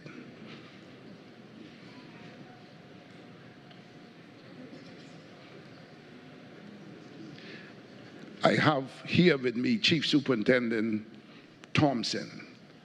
He's a forensic scientist, and he will just highlight some multiple purchases with respect to firearms. Quickly. Good morning. As the Commissioner said, I am Chief Superintendent Thompson, a 30-year veteran of the Royal Bahamas Police Force. And I will just show the forensic perspective on firearms trafficking. We know and understand that any holistic approach to crime in the Bahamian context must deal with firearm trafficking. As our Prime Minister stated, 90% or up to 95% of the firearms that are recovered are found to have come from South Florida. So I'll just say quickly, this slide shows the approach that we take towards examining firearm incidents. We try to get an examination of all firearms within 2 days. A murder happens, that examination happens within a day. So we try to get results to any investigator, especially for murders, within 24 hours. So just to map it out, someone is shot today, firearm recovered, fired evidence recovered, and submitted tomorrow. By the following day, we have the results out to the investigator. And it just shows the areas in which that report goes. It goes to the Commissioner of Police, Officer in charge of Intelligence, Officer in charge of CID, Officer in charge of Homicide, and the other areas, relevant areas of the force.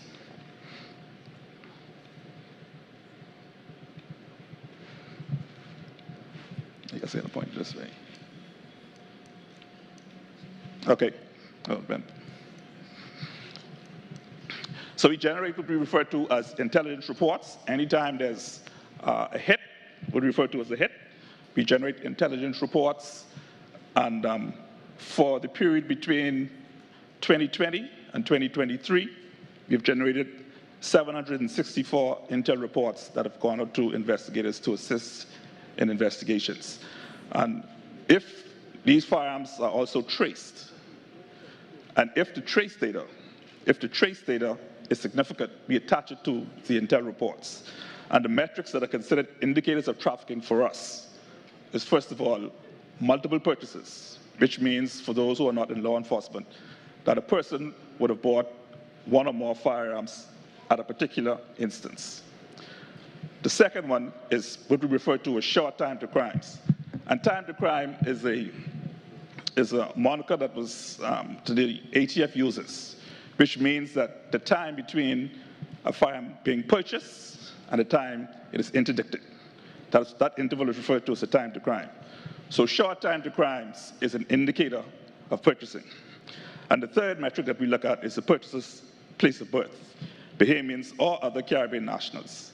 And we found, and particularly in the Bahamian context, that there's a lot of dual citizens that are purchasing guns and trafficking guns to the Bahamas.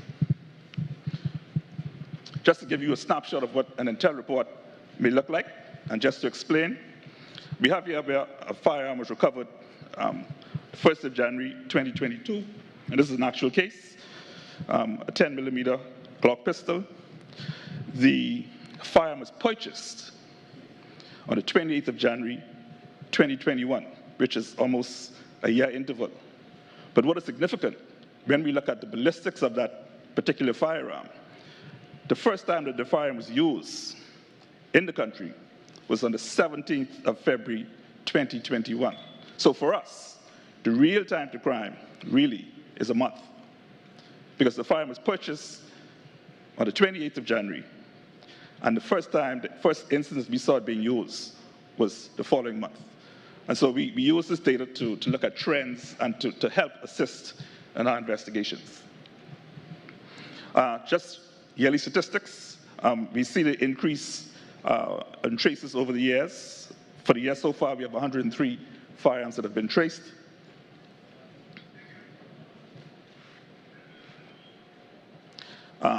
Just looks at the firearm types. Of course, pistols, I think it's the same for the region. Pistols seems the most popular firearms that are being used. But as a caveat that the Commissioner mentioned, in recent times, there's been an uptick in the assault rifles, the 7.62s that we've seen. And this is borne out both by the recovered firearms as well as the fired evidence that we're recovering from the scenes. So there's certainly an increase in the amount of rifle-type weapons being used. Just a snapshot of a trace form and how it looks. What is indicated here, what is important for us is that we try to, first of all, trace guns as soon as we get them. That is, we find that it's the best method of determining trafficking trends. So for example, if you look at what I have highlighted, the firearm was recovered on the 7th of February 2022, and the time to crime here is 8 days. So this firearm was purchased on the 30th of January 2022 and recovered in February, 8 days later. And this is not an uncommon occurrence for the Bahamas. In fact, we've had 2 instances where the time to crime is 1 day. So that means that somewhere in Metro-Dade County, a firearm was bought and was interdicted in the Bahamas the very same day. 2 instances of that. So I can tell you the scope of the problem we face with the firearms trafficking. Just to give you an example, we cannot approach, at least in the Bahamian context, we cannot approach the firearms problem without approaching or dealing with the trafficking aspect. And this is an example of why.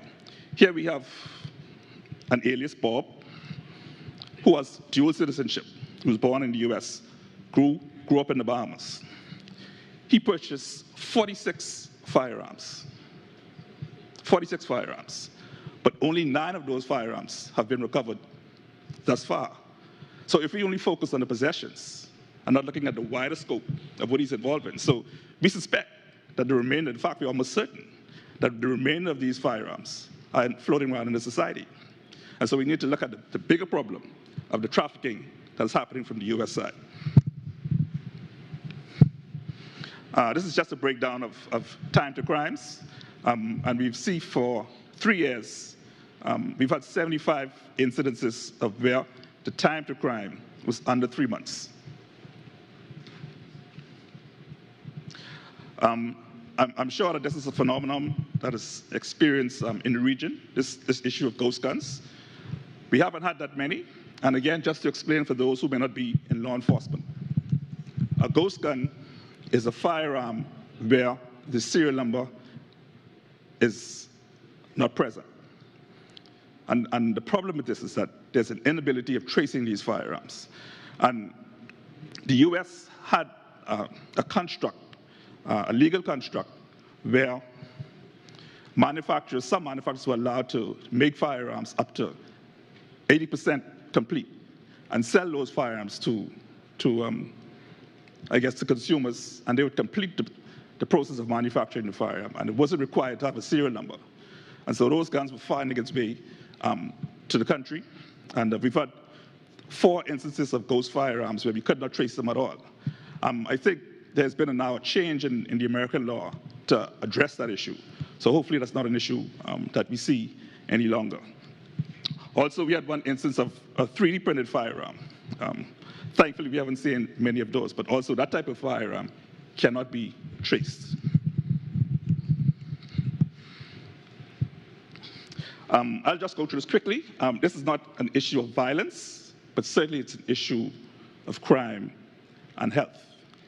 And I'm curious to know if in the region we're seeing any issues of fentanyl. And I'll go through this quickly, but this is something that is an emerging trend for us, and it's something that we're extremely concerned about. We had 5 cases in total. In fact, the slide indicates 5, but after the creation of the slide, we've had an additional case. So there's actually 6 cases of fentanyl overdoses that we've had in the Bahamas thus far. And just to break it down, I wouldn't go through each slide in detail. We've had 6 cases, 4 were foreigners, tourists. The most recent one was also a foreigner, but 2 were Bahamians, locals. And what we've gotten from interviewing and doing some investigation with regards to the fentanyl cases, the 2 Bahamian cases, is that it led us to realize that we have a problem of pills in the country. And we have local young people who are of, I would say, a different socio-economic demographic involved in production of pills. And also, I don't know, again, to what extent it's being seen in the region, but there was always anecdotal evidence of pills on the street.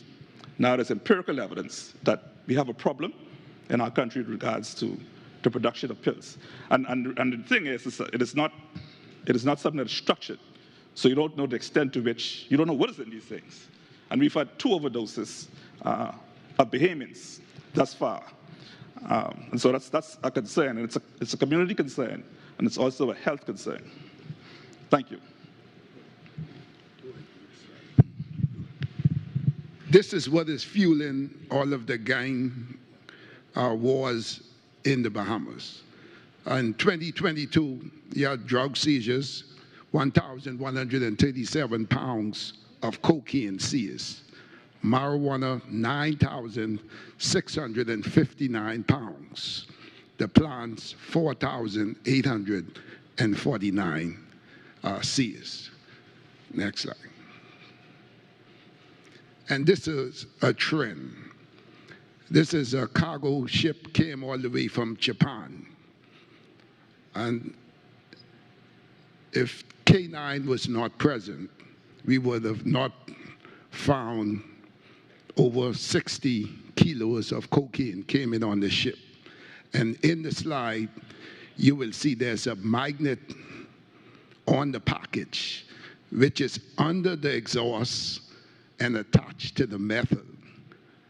So you have to go up under. With your naked eyes, you wouldn't have been able to see that. But our K9 was able to, after we got some intel, was able to sift that out and found over 60-something kilos of cocaine. So this is the emerging trend.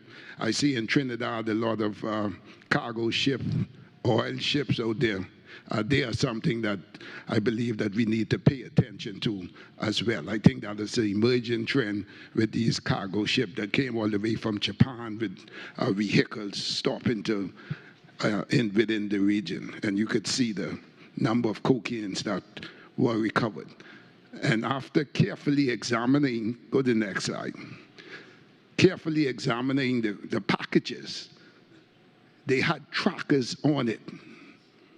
So if you steal my drugs, the king man is able to track exactly where the drugs is, and then you end up dead. That's the emerging trend. human smuggling. We noticed that there's a trend now. We had an incident. And just watch the photo slide. Open the door. And how many migrants you see in the whole of this boat. See that? Everyone good? Our hotspots, our family islands, we have a number of safe houses until it's ready, and that we are paying close attention to Abaco, Bimini, and Grand Bahama, that we are paying close attention to. Next slide, quickly. And this is an incident that happened last year, and it was so sad. During the voyage, the boat capsized. You had over 17 migrants who lost their lives. Next slide. And the way forward, you could see we are expanding our operation, aggressive stop and search. Go ahead, the next slide. This is partnershiping with the U.S. in terms of operation, moving to the other islands. Just play that quickly. Play that quickly, please.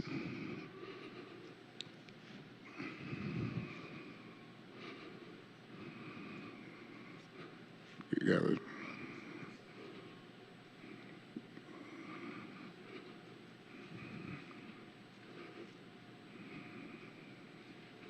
If we can't get it, we'll move to saturation patrol. This is what we are now trying to implement. Our Prime Minister has already purchased 100 vehicles. We have changed our fleets to pay attention to all of the hotspots area 24/7.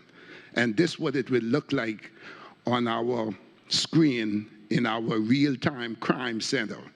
And we will flood the streets with vehicles. We have over 100 vehicles.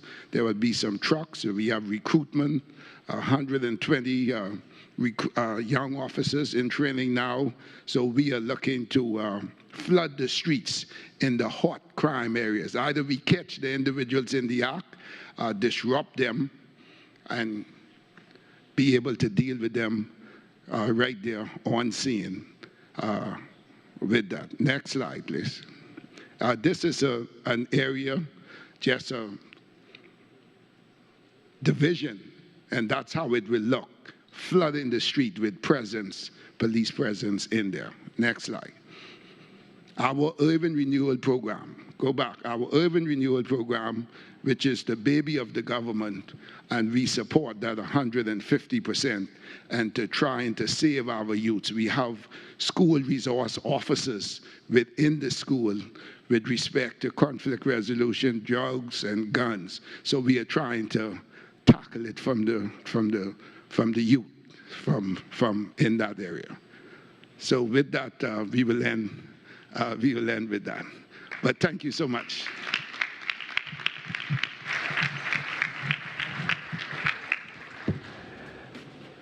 Thank you very much to the Commissioner of Police, Clayton Fernanda, and assisted with officers of the Royal Bahamas Police Force for the presentation on the Bahamas experience. Very detailed, very thorough, and of course, we continue to wish you best of luck with all the endeavors that are currently in the program.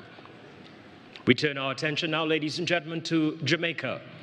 And please welcome to share more on the Jamaica experience, Major General Anthony Anderson, Commissioner of Police.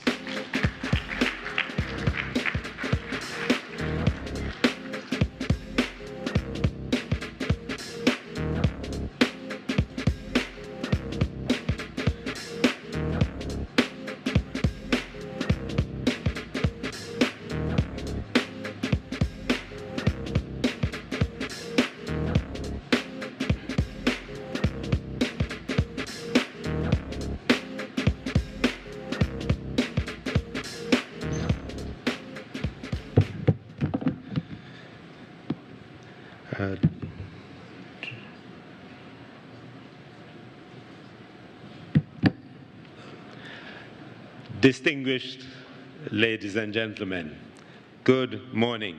I'm very mindful of the time that we have, so I'm going to take us quickly quickly through the Jamaica experience where we are now. I just say as a caveat that the responses in Jamaica are quite far-reaching and broad to this issue of crime and violence. But I'm going to narrow it a bit and look at some of our policing responses and how we span the range from what we do at the high end of violence down to our interventions within communities. As a number of people are familiar with this particular slide, where it shows this hindsight crime, homicide rates in the Caribbean, and we see Jamaica here at the 52.9 per 100,000. This issue of homicides, it's no secret that in Jamaica, homicides, murders have been significant to us over many years. We crossed the threshold of 1,000 of our citizens being killed in 1997. And unbroken since 2003, to date, we have been over that. Sorry, 2003, yes, to date. So that's past 20 years, we've been over that level. But there's a wider story, and there's a bigger story about it than just murders, and perhaps we'll go into some of that today. So, as we look at violence in the region, this issue of guns, and I'm not going to speak more about guns, but our reality is similar to that of the Bahamas in terms of the impact of illegal guns on our society. But what we have seen in recent times is a shift from guns that are highly controlled by criminal organizations and gangs to what you could call a democratization of gun ownership. And this has flowed from the illegal and illicit money that is derived from what is on the upper right-hand side, and that image of advance fee fraud, or lotto scamming as we call it in Jamaica, and that has provided significant money to young people to use in any way they choose. So all of a sudden, rather than gang leaders controlling firearms and criminal organizations determining how these firearms are used, we find that young persons who are involved in this trade are actually using their money to purchase firearms, and those firearms are playing out in their rivalries on the streets. This issue of drugs, of course, has been a perennial one, and it still is in Jamaica. We have been doing significant interdictions in recent times, and only a few months ago, our largest amount that we've ever interdicted in one amount was 1,500 or so keys of cocaine in one haul, which was being shipped through Jamaica. Now, although we are not what you call a destination country for drugs, we are a transshipment country, have been for a while. In the early 2000s, we were significantly involved in this, and then we went through a process of arresting just 5 people, extraditing them, and that caused those networks to collapse. We've seen persons try to rebuild these networks, and the seizures are a result of these reconstructed networks. The good thing is that we have been interdicting them, and interdicting them significantly.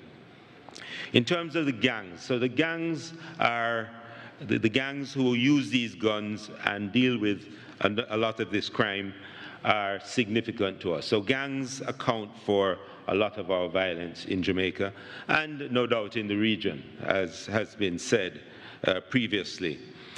But these gangs create such a degree of terror within our communities that perhaps some of them could be cast as more criminal terrorists.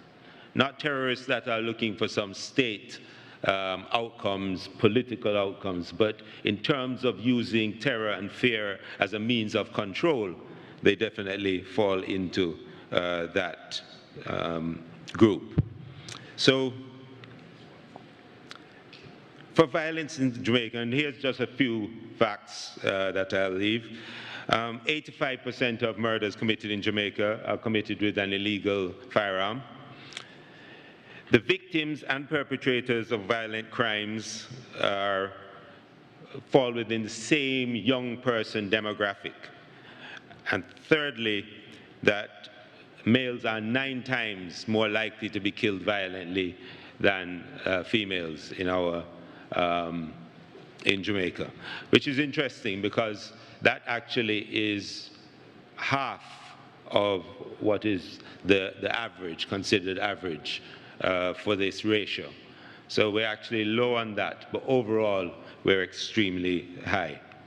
So this is an interesting but important slide, which speaks about our attribution of murders. So if you see that 67% of murders in Jamaica are either gangsters carrying out reprisals, fighting for turf, or persons related to gangsters.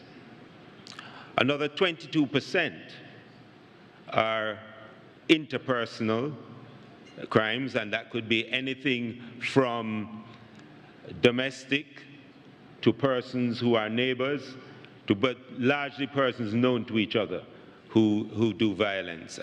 And you'll see it done for the most sort of trivial of circumstances. So there's this propensity that we have seen and willingness to go to the extremes of violence for things that normally we wouldn't consider that important or that aggravating to create that kind of response. So if you look at that criminal violence, and here criminal means that the murder was done in pursuit of some other crime. So murder in pursuit of robbery or some other thing. So that accounts for about 4%, and 7% are not yet determined, and that figure will shrink and grow. But largely, anywhere between 4 and probably 8% of our murders are actually murders in pursuit of crimes. So what that means, that tells us something. And this is a point here. We use them sometimes interchangeably, crime and violence, but they're not interchangeable. They come from a different place, and so some of the responses to crime are not effective against violence. And some of the responses to violence are not so effective against crime. So what do I mean? So violence, when I distinguish it like this, I mean there's violence that becomes a crime because it is a criminal to do that violence. But the genesis of it isn't from a desire for profit, a desire to get some gain. It is usually a response to previous acts of violence, and I think a previous speaker had spoken about that. So crime has, I'm going to make it, to simplify it into 2 groups. So crime have those persons where crime is an option, or who are on the periphery of crime, and those persons in the business of crime. The persons on the periphery of crime respond very well to things like opportunity, interventions, and all of the social type interventions and programs to deter crime or to change behaviors and change minds. The persons in the business of crime, not so. And so these ones need to be the focused target of law enforcement activity, those persons in the business of crime. So as we discuss some of the solutions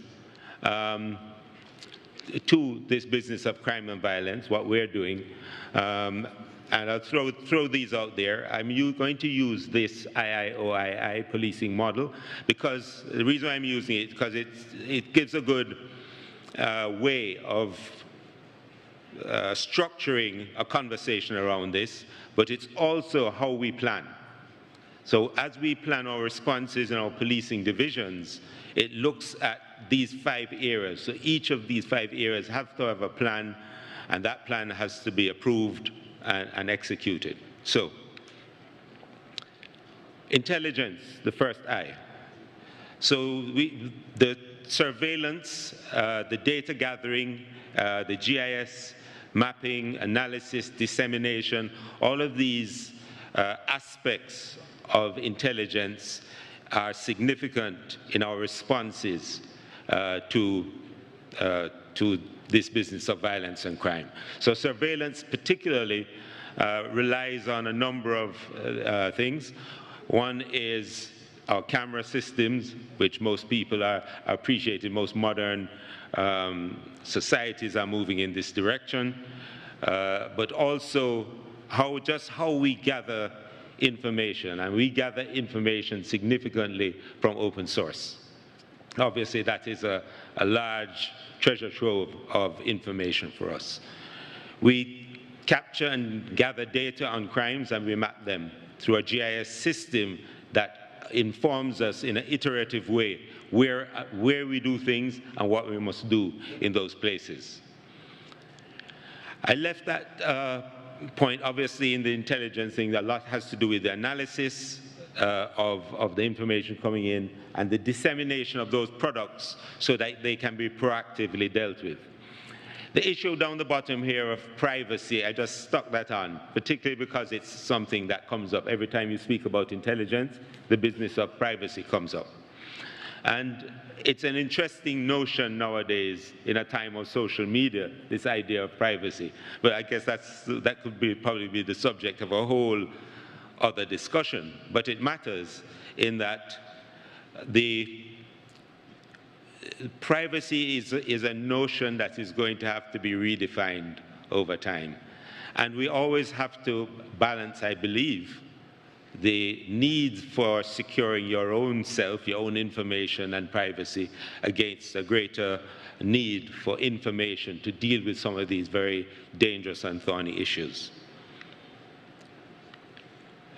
In terms of our investigations, our counter-gang strategy is a key pillar of what we do.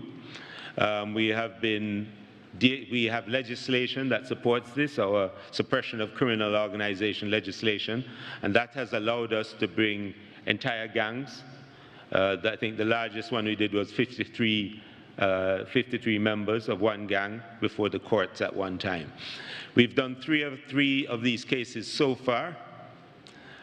We just completed one where we secured convictions for 15 members, and they are due for sentencing.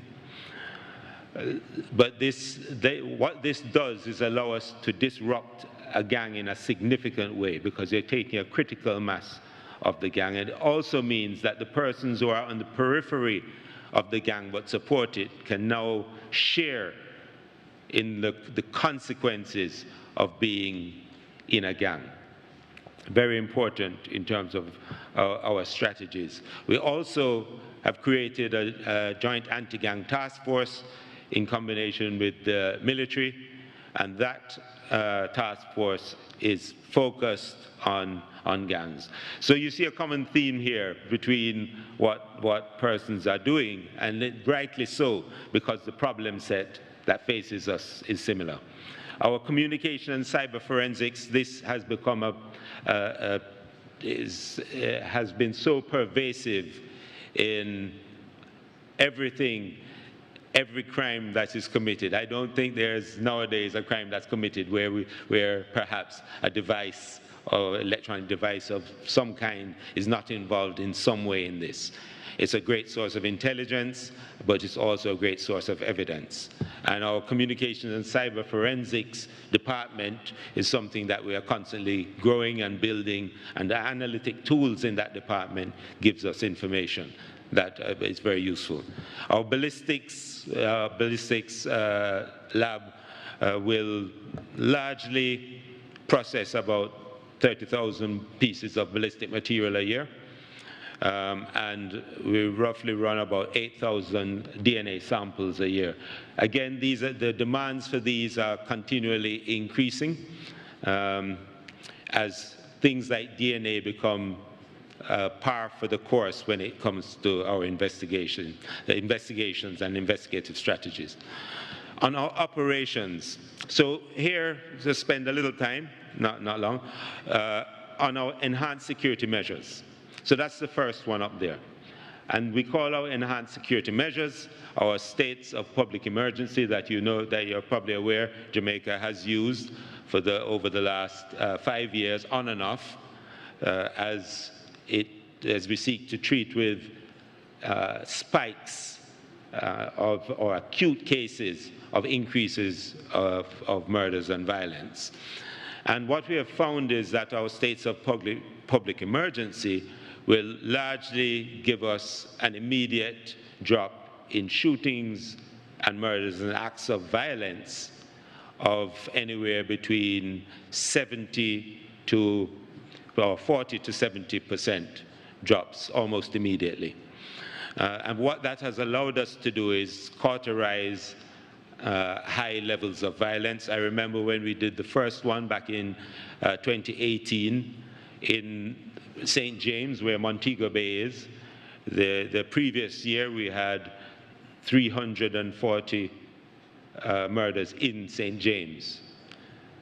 When we employed that measure for the following year, it dropped by 70% to 102 in 1 year. So we've seen that, and as we've used it, of course, there are a load of conversations around that and issues around rights and so on, and how we use and what's constitutional and not.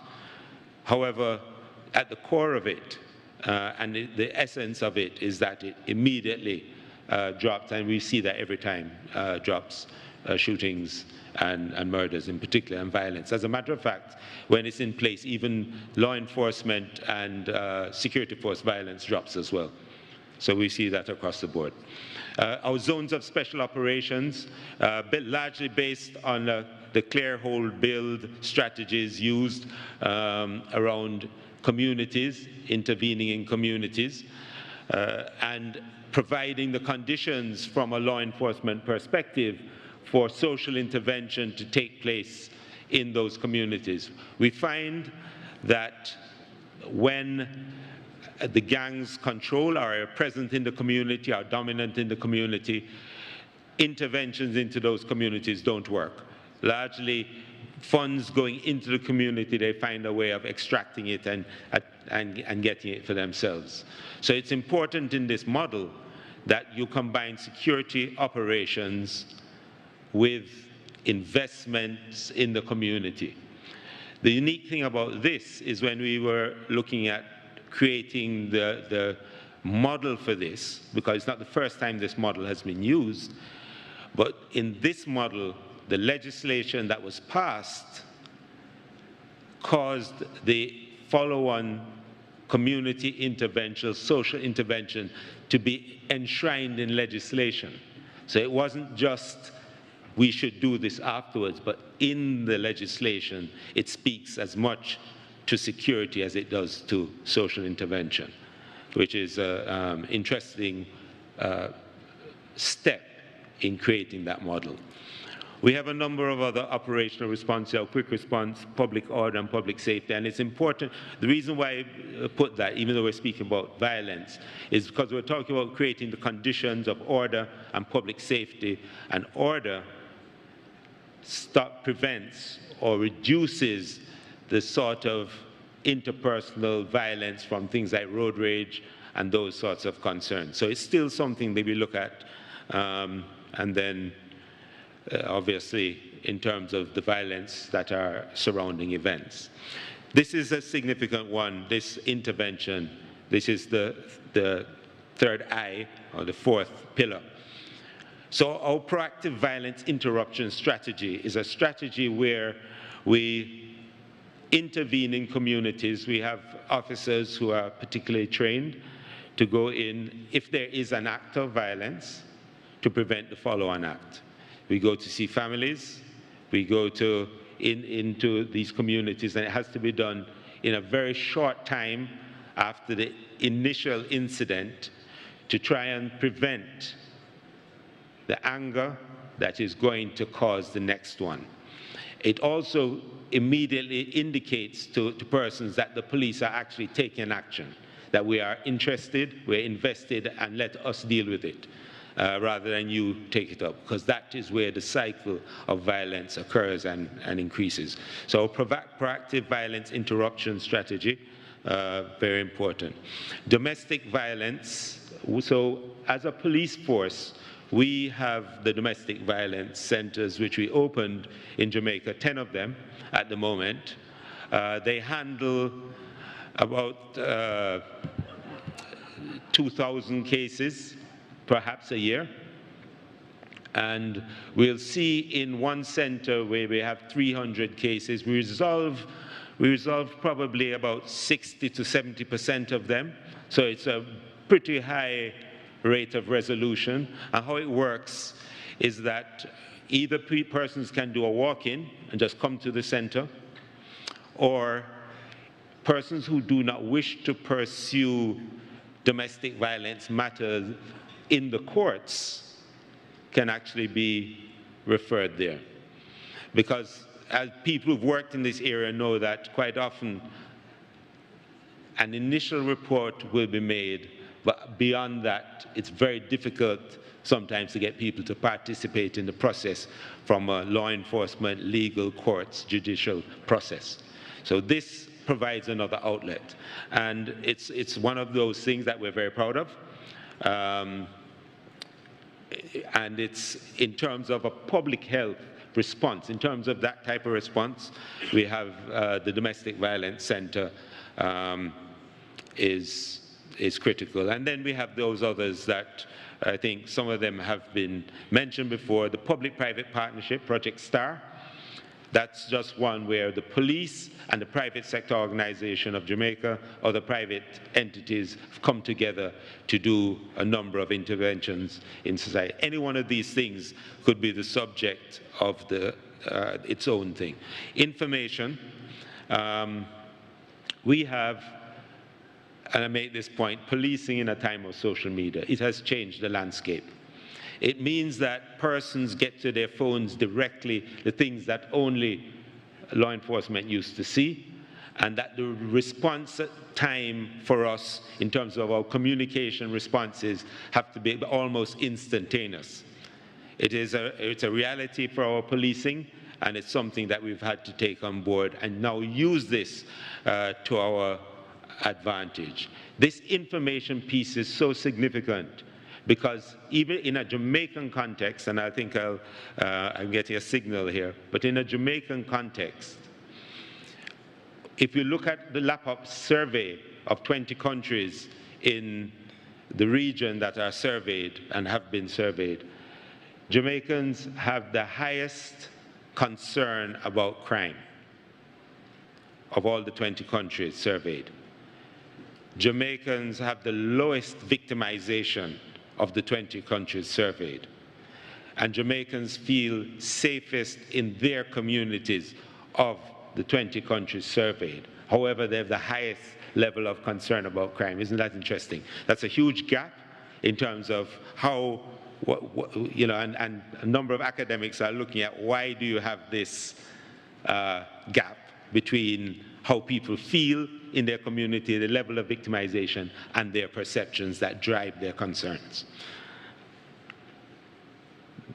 And so that's our IIOII, Intelligence Investigations, Operations, Interventions, and Information.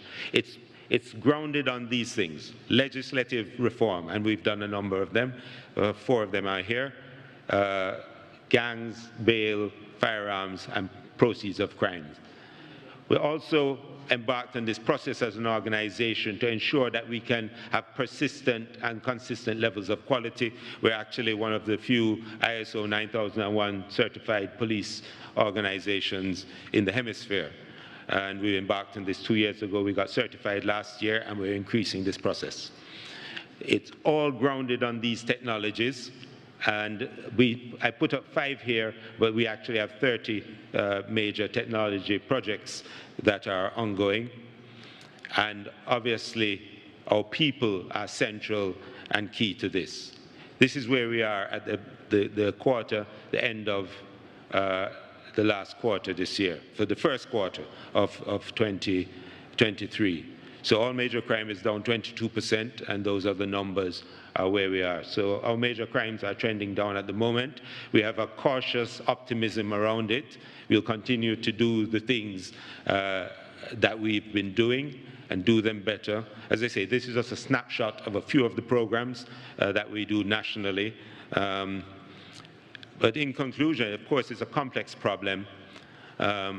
It requires extraordinary thought and responses. And certainly we'll continue our collaborations regionally and internationally to assist this process. Thank you very much, ladies and gentlemen.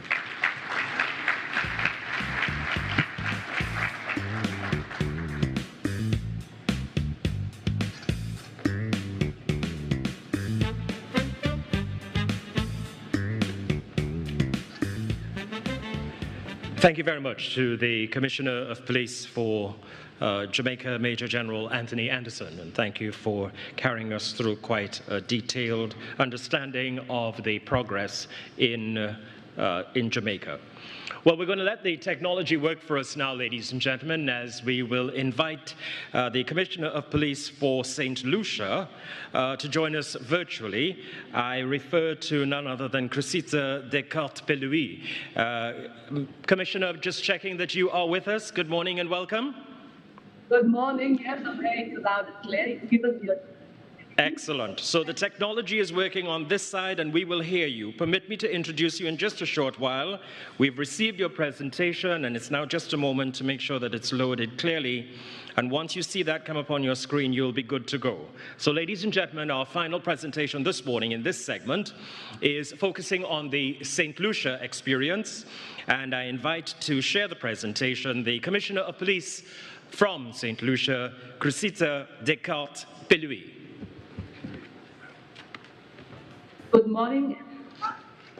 Thank you for allowing me to adopt the protocol that has been established.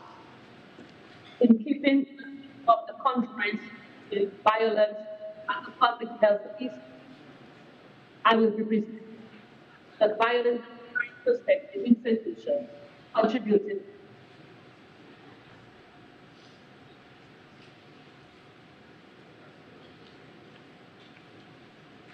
I'm not saying my brother, but I just read.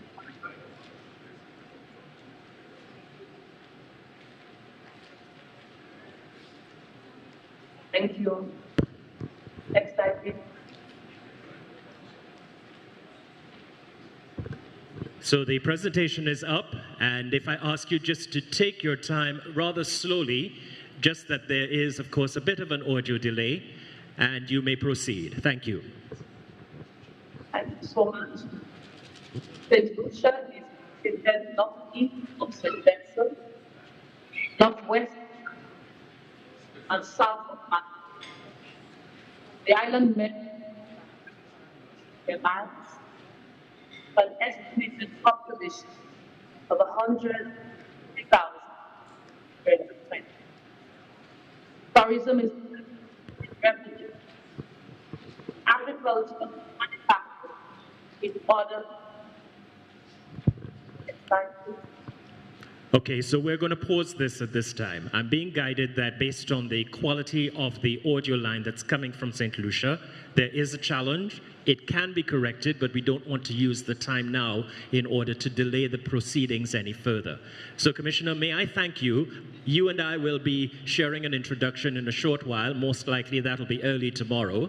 But it gives us the opportunity to proceed now with the round table, which invites, of course, the heads of CARICOM to participate in a roundtable session. We'll invite now the heads of CARICOM, as they are named, to make their way to the stage. And thank you, Commissioner, in that regard. Let's begin now and invite Dr. the Honorable Ralph Gonsalves, Prime Minister of St. Vincent and the Grenadines, to make his way on stage. Followed by the Honorable Philip J. Pear, Prime Minister of St. Lucia. We continue, the Honorable Brigadier Mark Anthony Phillips, Prime Minister of the Cooperative Republic of Guyana. Followed by the Honorable Roosevelt Skerrit, Prime Minister of the Commonwealth of Dominica.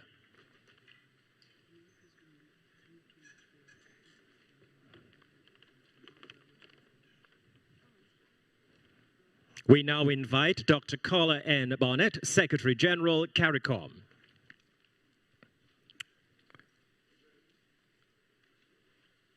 And followed by Dr. the Honorable Keith Rowley, Prime Minister of the Republic of Trinidad and Tobago.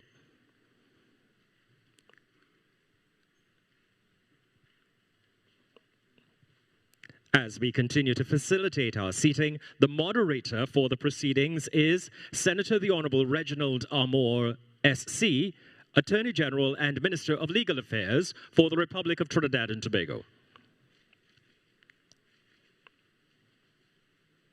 Following our moderator is the Honorable Philip Davis, Prime Minister of the Bahamas and the Chairman of the Conference of Heads of Government of CARICOM.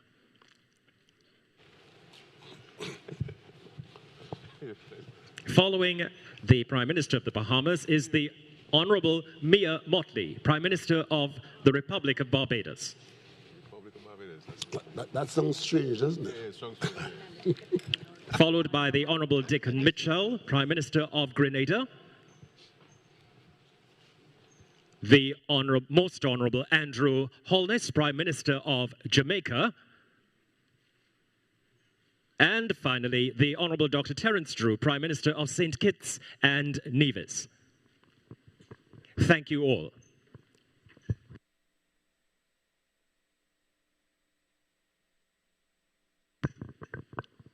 Ladies and gentlemen, the roundtable discussion will now proceed. I turn you over to the moderator of the proceedings, Senator the Honorable Reginald Armour, SC, Attorney General and Minister of Legal Affairs, Trinidad and Tobago. Thank you very much, Wendell. Good morning, Prime Ministers, all, and good morning, citizens of Trinidad and Tobago and CARICOM. Ladies and gentlemen at the Hyatt with us today. We've had a riveting opening presentation. We've had a very interesting series of presentations by the three Prime Ministers who opened with us. Prime Minister, the Honorable Dr. Keith Rowley, our Prime Minister of Trinidad and Tobago, spoke to the unity of purpose that he wants us to assemble here today to move forward with. Prime Minister, Mr. Philip Davis, my good friend from the Bahamas of many years ago in practice, reminded us of a very important reality which was evident in the presentation of some of the commissioners of police, and that is that the exercise has to be data-driven. And Prime Minister Philip Pear, another good friend of mine from St. Lucia from many years ago at university together, made to me one of the important points that we have to focus on women and children, because we have to remember when we are talking about violence, crime in the public health context, that we are looking to understand, very importantly, the identification of a violence profile, to identify what are the causal factors, and to follow that up by the development of targeted solutions. That's really what, in my view, respectfully, we will be focusing on in these 2 days. So we've had very interesting data and on-the-spot introductions from our commissioners of police, and I would now ask our Prime Ministers to engage the conversation, not only with reference to what has already been said to us this morning, but to engage it from the point of view of what we are going to be talking about going forward. Because going forward over the next 2 days, today and tomorrow, we're going to be looking at education, we're going to be looking at the root causes, mental health, economic perspectives, social perspectives, parent-teacher association, education, youth, community approaches, restorative justice, and the private sector involvement. So I will invite, starting with Dr. Rowley, our host Prime Minister, I will invite our Prime Ministers to begin the conversation with that focus. Dr. Rowley. Thank you very much, Reggie. It seems to me to be coming alive and getting clearer.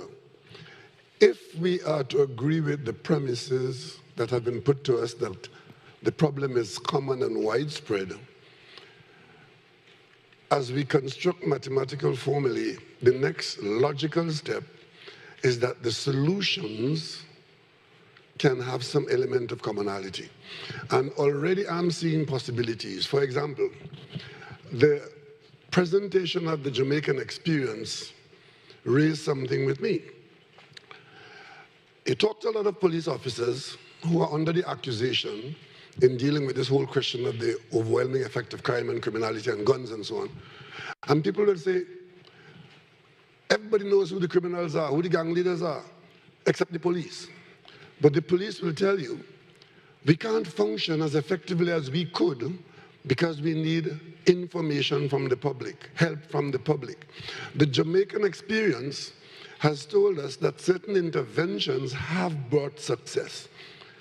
And I saw one of those interventions is putting up to the public the picture and the name of an alleged perpetrator as a person wanted by the police for assistance with a crime. That has not happened in Trinidad and Tobago for a long time.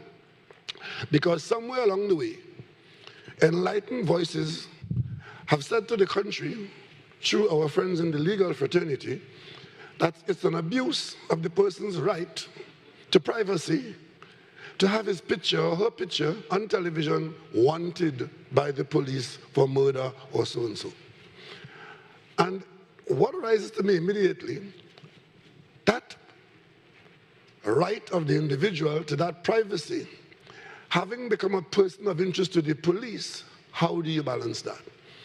And I think that Trinidad and Tobago would do well, and Trinidad and Tobago's police will do very well if they're allowed to ask the public for help in finding Mr. X or Mr. Y. So we're on our way. Thank you. Thank you, Dr. Rowley. And one of the interesting points in the context of intervention is something that we are looking at right now in draft legislation, which is our whistleblower legislation, to be able to have persons out in the community speaking to the police but getting the protection. But I would turn next to and ask Mr. Philip Davis, the Prime Minister of the Bahamas, if he would lead off from the Bahamas point of view. We've had a very impressive presentation by his police commissioner. Well, thank you very much, Reggie. I think we have to understand where the red flags, what inspires the raising of red flags. And that is very often the fact of the outcome of these offenses vis-a-vis what happens to the perpetrator and also what happens to the victim. We pay, I think, too much attention in my country. Successive administrations have paid more attention to what I call to the detection of crime, the prosecution of crime, and then punishment. Very little is spent, or little resources is spent on prevention, or has been spent on prevention and rehabilitation. Because I think there's a cycle. Violent crimes, I think, is informed by a cycle of behavior. And until at such time as we seek to break that behavior, and we can only do that by early intervention, that is through very robust robust intervention at the point of to ensure prevention of crime. I usually tell my team and the officers when I speak to them, you know, the bookends of crime, the bookend prevention, the other end rehabilitation. In between you have detection, prosecution, and punishment, but very little attention is paid to the bookends. And until we do that, this cycle of violence will continue. And so we are paying and diverting more resources into prevention and more resources into rehabilitation. Reggie will recall back in the day, there's always this thought that more time will prevent crime. And so successive governments in the region, in their response to criminal activity, usually pass legislation that's designed to increase punishment. But where are we today? If you check your own history and your own responses to incidents of crime over many, many years, you see that response was to increase time. But where we are today is worse today than it was then. And so obviously that in itself is not the only answer. When we talk about the gun trafficking, the Bahamas, with the support of my colleagues, have been putting a lot of pressure on the United States to do more in respect to the proliferation of guns coming into our region. As you would have heard, we have evidence, you would have heard evidence of one Bahamian American who would have bought 46 weapons that would have been in a period of less than 2 months. We discovered that they had 9 of them were used in the Bahamas. We made that known to the US, but what has happened to that person? Nothing. And so I've been telling the United States that I'm not going to get involved in their definition of their right to bear arms. But it cannot mean for us in the region that that right to bear arms also gives the right to traffic in those arms. And that has been the theme that I've been impressing upon them. Now, in recent times, they've passed an act that speaks to the straw purchases, etc. But I don't think they've gone far enough in that regard. And so we will continue our collective voices to prevent the proliferation of the trafficking of arms in our country. Hence we joined the Mexican efforts to see how we can shake up the manufacturers in the United States, who are now, by some act, have immunity from prosecution. And hopefully we'll be able to have that corrected somewhere down the line with these efforts. Again, we in respect to what we do to get the guns off the street, there are any number of initiatives that we've been engaging in. At one point we had the buyback program, but that buyback program became a business, an industry of persons. And so I've now reversed that to the point where until we're able to stop the flow, the buyback program would not be a successful program, will not meet the goal that we wish, and that is to reduce to the minimum weapons in the hands of criminals on our streets. Thank you, Prime Minister Davis. You made 2 points. Thank you very much. You made 2 points there that struck a chord with me, and I'm going to ask Prime Minister Holness to give us his own contribution and even to comment on 2 of the points that you made. One is, and it was interestingly introduced by the Jamaican Commissioner of Police, the intervention with the victims. The Commissioner of Police, you'll recall, spoke about the success that the police service of Jamaica is having in reaching out to victims of domestic violence, and they're getting significant successes in that regard. And I was recently alerted to a very interesting study in Jamaica on the opening up in Jamaica of mental awareness and mental health in relation to victims, and the opening up of the mental institutions to more open room, open ward care for persons who suffer from crime. So I'd invite Prime Minister Holness to discuss that with us, but also the question of trafficking, because I know that trafficking in arms, I know that in Trinidad and Tobago, very recently, we have signed on to the, as amicus curiae, to the lawsuit that the United States of Mexico has brought against domestic US manufacturers to stop the illicit trafficking of guns out of the United States into the Caribbean. So, Prime Minister Holness, if you have any comments on those two, please. Thank you. Thank you, AG. I may have comments on other things as well. Please, yes. I think as a region, we have for too long underestimated the challenge of violence and crime in our various states. The truth is that violence has evolved in our societies to the point where it has become almost a normalized tool of social interaction. Violence is almost the preferred method of resolving conflicts in our society. So violence as a social challenge is something that we have to address. But over the last 3 decades, violence has become the preferred method of the conduct of crime. So crime is intensified by the use of violence in our society. Our response as governments, as state, has not been as swift, it has not kept pace, and it has not been as sophisticated as the evolution of crime and violence, particularly in our region.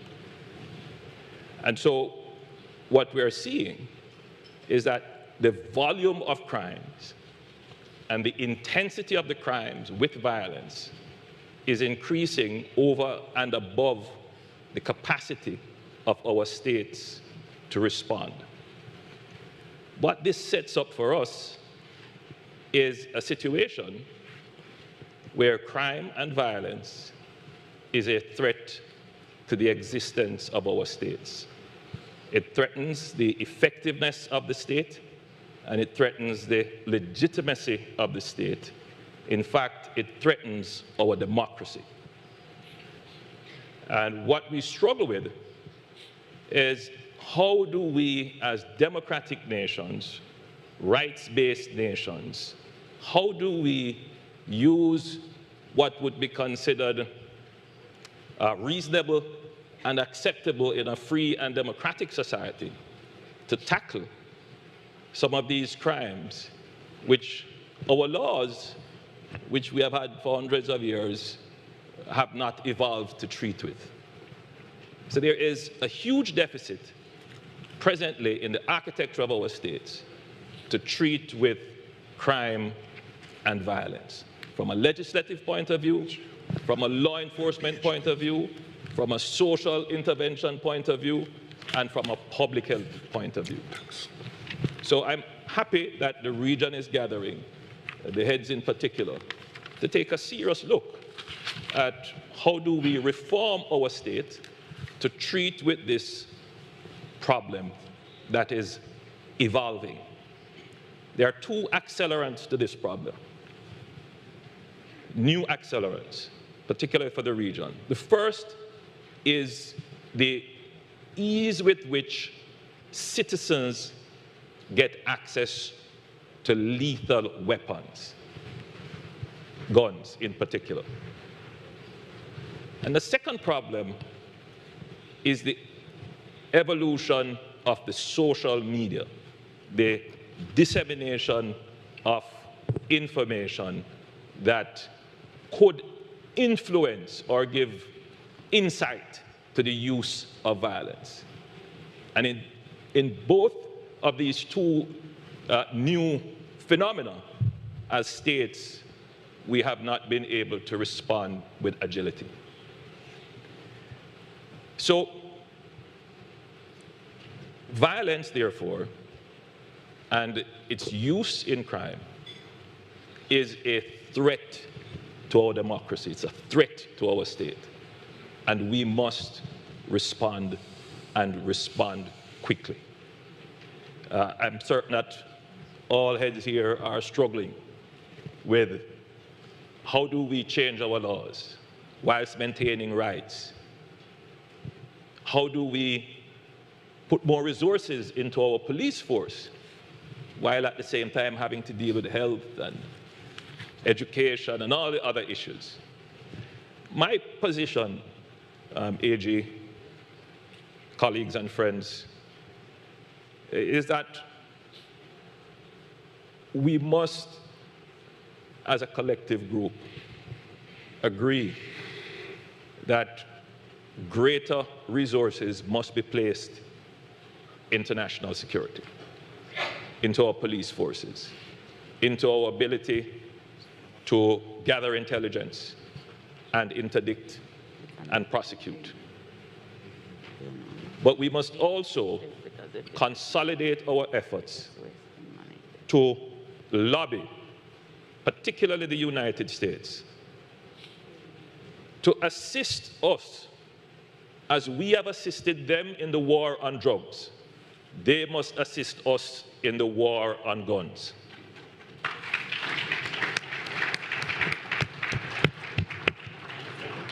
It is the greatest unfairness that we have diverted resources from other areas in which we could have spent it to fund and support a war on drugs.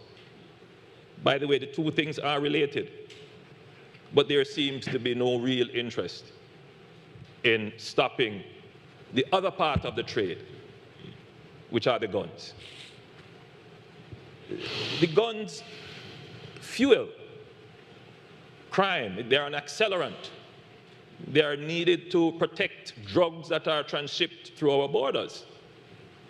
They are then turned to deal with other forms of criminal activities. We have seen in Jamaica where the weapon of choice is no longer the AK-47.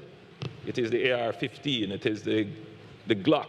These are guns that are manufactured in North America. So collectively, as the leaders of CARICOM, we must raise our voice on this.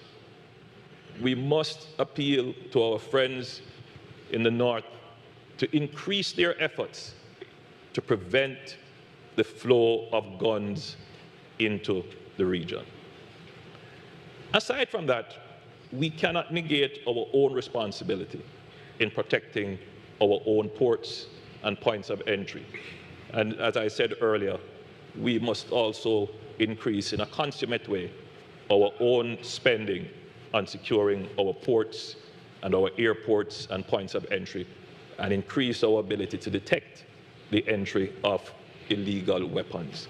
And we must also change our laws so that they align with the new and sophisticated crimes that are being committed and the flow of weapons into our country.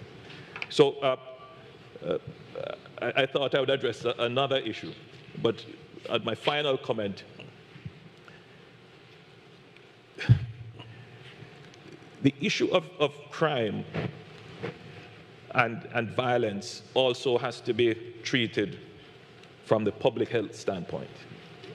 And in Jamaica, we have established a national commission on the prevention of crime, because we feel in our country that the propensity to use violence and force to resolve conflict is almost cultural. It has become a societal response. And therefore, this is not merely a policing problem. It's not necessarily a law and order problem. It's about the socio-emotional ability for our citizens to regulate themselves. It's about the mental health of the society. It's about parenting. It's about peace building in communities. And so while we pursue the more tactile efforts in controlling gangs and controlling guns, we also have to pursue what I like to call the hardware, dealing with a pro-social society, psychosocial regulation, parenting, and of course, the spiritual nature of our people. So it has to be a comprehensive approach. Yes, thank you very much for that, Prime Minister Holness. I think the term that we have used here in our conversation today is the whole of society approach.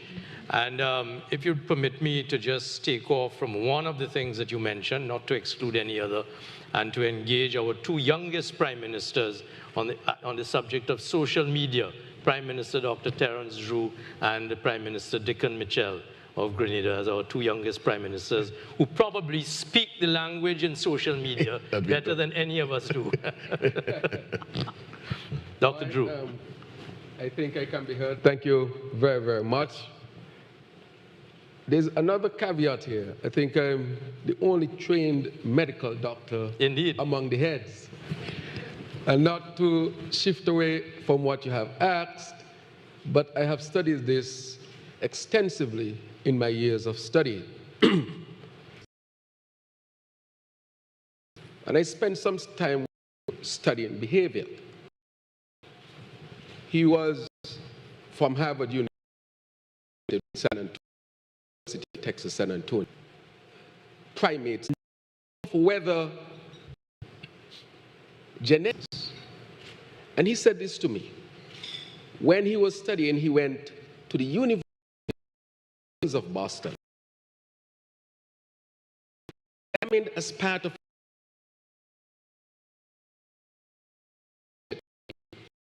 minority.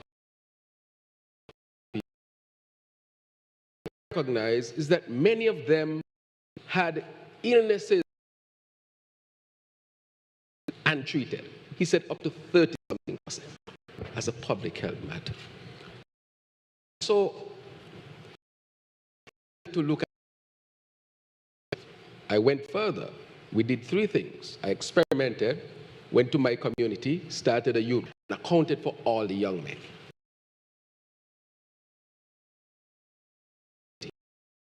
Interesting.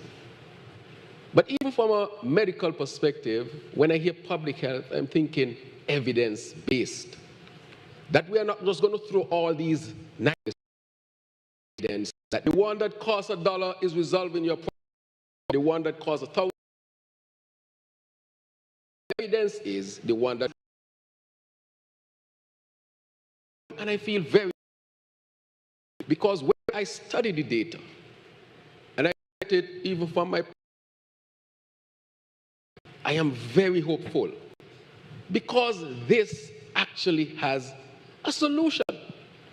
What has happened, when I look at the Caribbean context, is that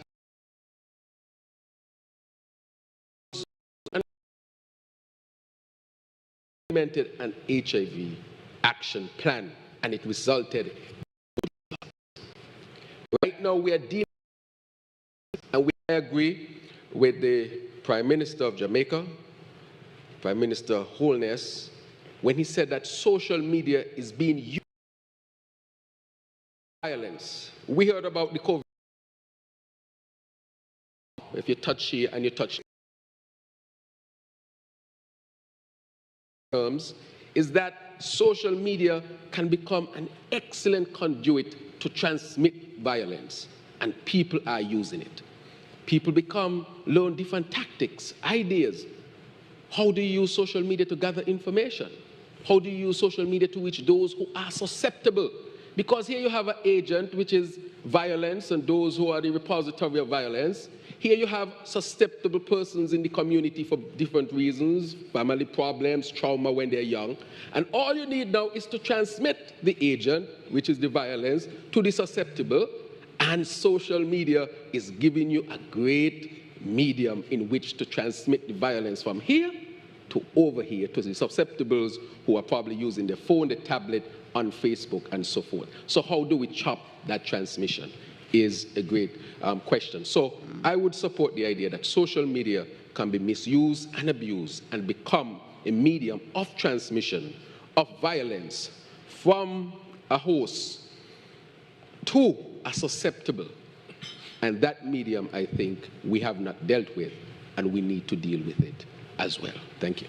Thank you. Thank you very much, Dr. Drew, for that very compelling contribution. And I genuinely, and I think everybody appreciates the experience that you've brought to bear from your medical and public health perspective.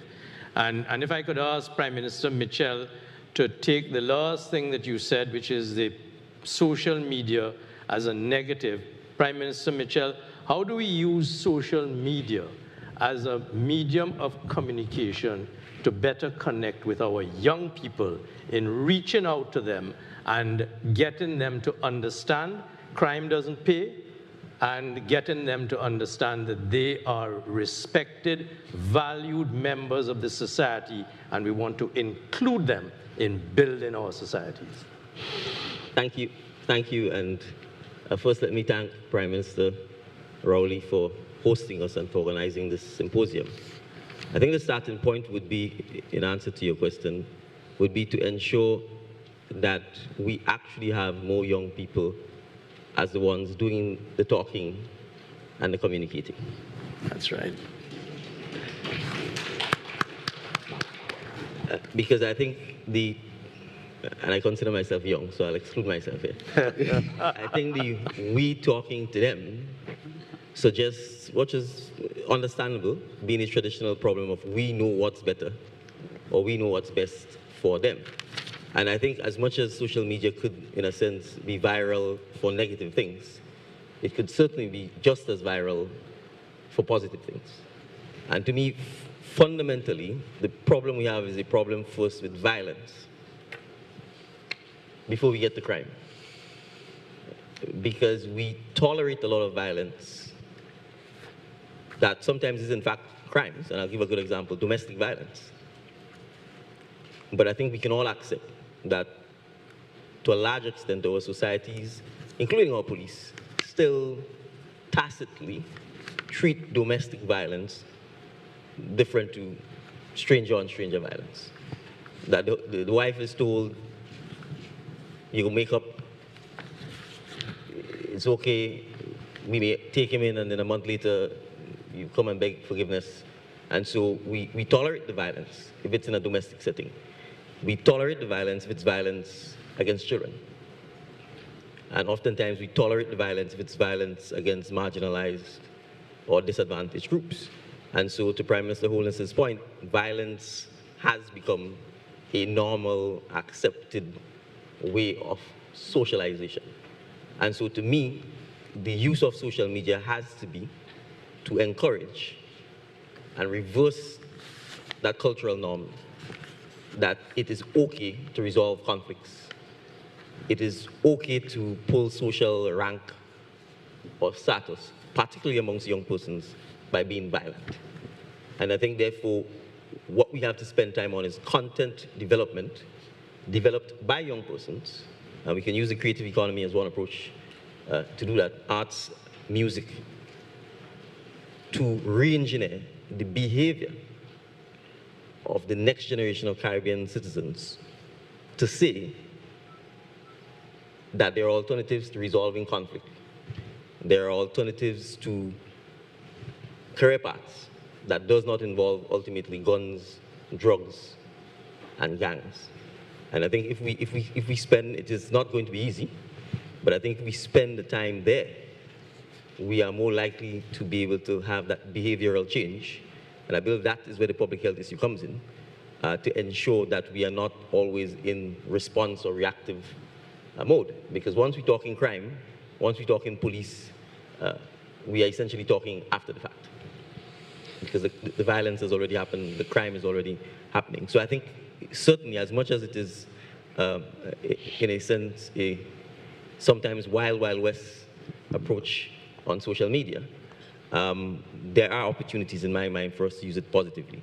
And then the final point I want to highlight is we should not underestimate the damage that COVID-19 has done to the mental psyche of young persons, many of whom spent their entire time on social media during that period. It was perhaps the only escape, but the question is the escape into what? And in many instances, it has been an escape into mental illness. So I think from a public health perspective, that aspect also has to be looked at and addressed. Thank you. Thank you very much for that, Prime Minister Mitchell. I'm going to take the gauntlet directly across to Prime Minister of Dominica, Honorable Roosevelt Skerrit, because I happen to know that one of his early portfolios before he ascended to the prime ministerial position was Minister of Education of Dominica. So I'm going to pass the baton to Prime Minister Skerrit to engage us in the conversation from the perspective of education as one of the tools with which we are building out our public consciousness in a public health scenario to address the question of violence and crime. Thank you. Thank you, Honorable AG. My mic is on? Yes. All right. Okay. I just want to caution you against discrimination. You mentioned the two youngest prime ministers. And I think you were discriminating against the Prime Minister of St. Vincent and the Grenadines, who is the youngest among us. But I want to, yeah, I think we need to have, in my respectful view, a comprehensive review of our education system in the Caribbean and our school system. Our school systems now are focused solely on preparing students for examinations. Passing exams. External examinations, national examinations. And there is absolutely no time in the 5 hours or so that the students spend in the school setting for anything to do with the welfare and well-being of the children. Yeah. We don't take time to understand where they came from, where they come from, where they live, the economic circumstance, and to appreciate their behaviors in the classroom.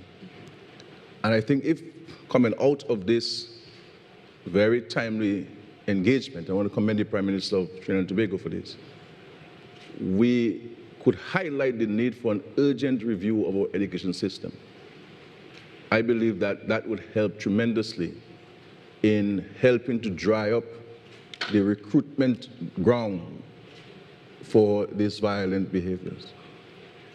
Because we're talking about guns, but we also need to focus on antisocial behavior, which sometimes lead to the extreme end of using guns and other weapons to advance violent behaviors. And so we move from 7 subjects at CXC and GCE to now 15 and 18 per student. The same 5 hours, it has been increased, but we've increased the number of subjects being offered to our students. Sports and physical education have taken 2nd place. Extracurricular activities in the classroom no longer exist. And yes, we boast of the percentage of passes at CXC examinations or national exams, but we fail to pay attention to the 20 and the 30% of those who did not get to the matriculation level. And I think we are focusing on those who do well academically, but we fail to pay attention to the mental and emotional state of our children. And I want to say to us, and of course we come to the point of the various groups in society abdicating their responsibilities. The whole concept of it takes a village to raise a child. Now it is solely to the Ministry of Education to educate our children. Where are our parents and guardians? Where is the clergy? in its missionary work, its evangelical work? Where is the business community? The business community, we are more concerned about the dollar profits. And we only talk about crime when it affects our businesses, not because our children are dying, necessarily. And I think that we need to get the different groups in the society to spend more time in terms of what is my contribution to addressing the social challenges confronting our country. So, Mr. Chair, in short, I believe that there must be a dramatic and urgent review of the school curricula and the school systems in our Caribbean if we're to help current and successive generations to follow the narrow and straight path. We're focusing on the problem. I think the education system will help us in a proactive and preemptive way almost dry up the source of the recruits, the 20 and 30 and 40% of the young people who are not academically successful and who we define as failures in the society. And with the advent of climate change and the impact on agriculture, the impact on tourism, that too is creating a very difficult understanding for many young people in terms of what the future really will look like, taking into consideration their present circumstance. So education reform, focusing more on the welfare and well-being of that creature we call a student, and less on exams, because we have more opportunities now for children. We have many more opportunities now than we had in the 70s and 60s for our children, for us to focus less on the rigors of examinations. Let's take a look at it. Many of us have children in primary schools, and the extent of the textbooks which they have to purchase, and the heaviness of the bags going to school, and the volume of exam, of homework, all dealing with academics. Nothing about the child's welfare and well-being. Nothing about interaction with other groups in the community, the senior citizens and others, to appreciate the importance of life. So, Chair, thank you very much.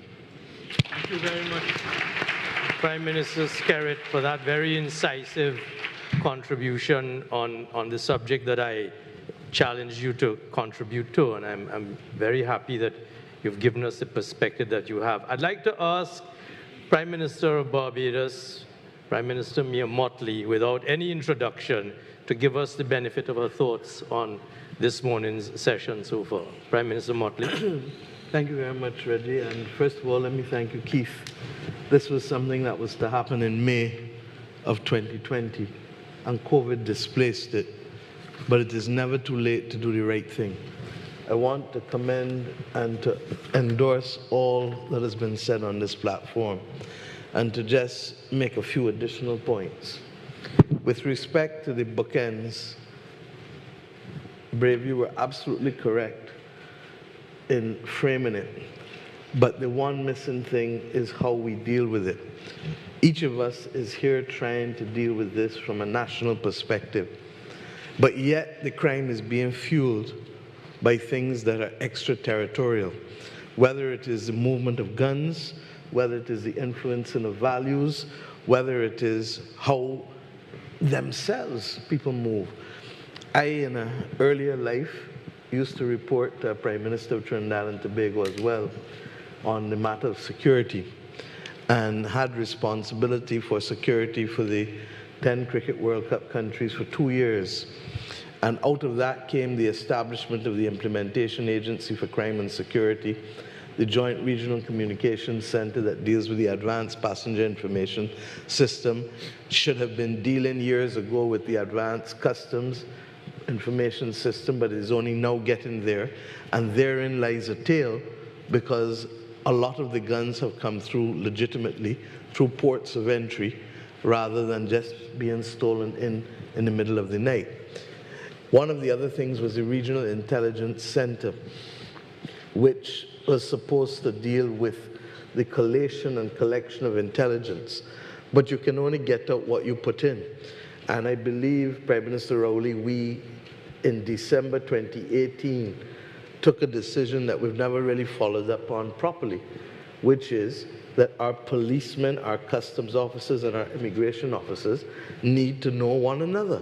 You can't ask people to trust people cross-border if they don't know who they are and have no sense of any kind of feeling for each other. But when you look at the social media that you just talked about here, it's coming from outside and it's being added to internally. We know it is affecting mental health. In fact, last night, I think 60 Minutes did a program showing that since 2012, the introduction of smartphones and the time on social media has shown a marked increase in mental health deterioration. And as Deacon just said, with COVID, it was the only thing that many of them could do with the restriction of movement. In addition to that, you have a situation where for crime, a lot of the crime on the internet and a lot of the, whether it is actual cybercrime or defamatory comments, once again are outside of the reach of the national jurisdiction. And when you add to that then the jurisprudential developments that have effectively led to people getting bailed for murder, in circumstances when I practiced law, nobody got bailed for murder. And I was practicing criminal law up until 30 years ago. Nobody, I look young, but I still have a little age on me. People did not get bail for murder. Now, when I look at the stats, not just out of Bahamas, but in Barbados and all through the region, the people who are causing the greatest problems are charged with 2, 3, and 4 murders. Something is fundamentally wrong. So I ask myself 2 basic questions. One, how are we going to deconstruct and reconstruct to meet the reality of this jurisprudential challenge development that is undermining the rule of law in our countries? And we're going to have to find ways of cooperating from the level of the police to the level of the courts, but in particular forensics. If you can get people to court within 9 to 12 months, you have a good chance of a person not being given bail. Beyond 12 months, any number can start to play. So why are we all putting money separately and individually in forensic labs? 2, why are we not doing and pooling training? Because most police services in this region do not have enough forensic people to satisfy their own conditions, and we need to be able to pull it together. 3, why are we not having proactive prosecutions rather than reactive prosecutions? 90% of the prosecutions in the region are as a result of a crime perceived to have been committed, as opposed to people systematically going after people in a structured way. Jamaica may have an advantage with Tony there. Tony, you were with me at the time when we were dealing with the whole regional security as well. But there are too many things, having agreed that security was to become the new pillar. It's the only pillar that has come in the last 20 years to the revised Treaty of Chaguaramas, is security. But we have not followed through on the functional day-to-day cooperation that can make the difference there.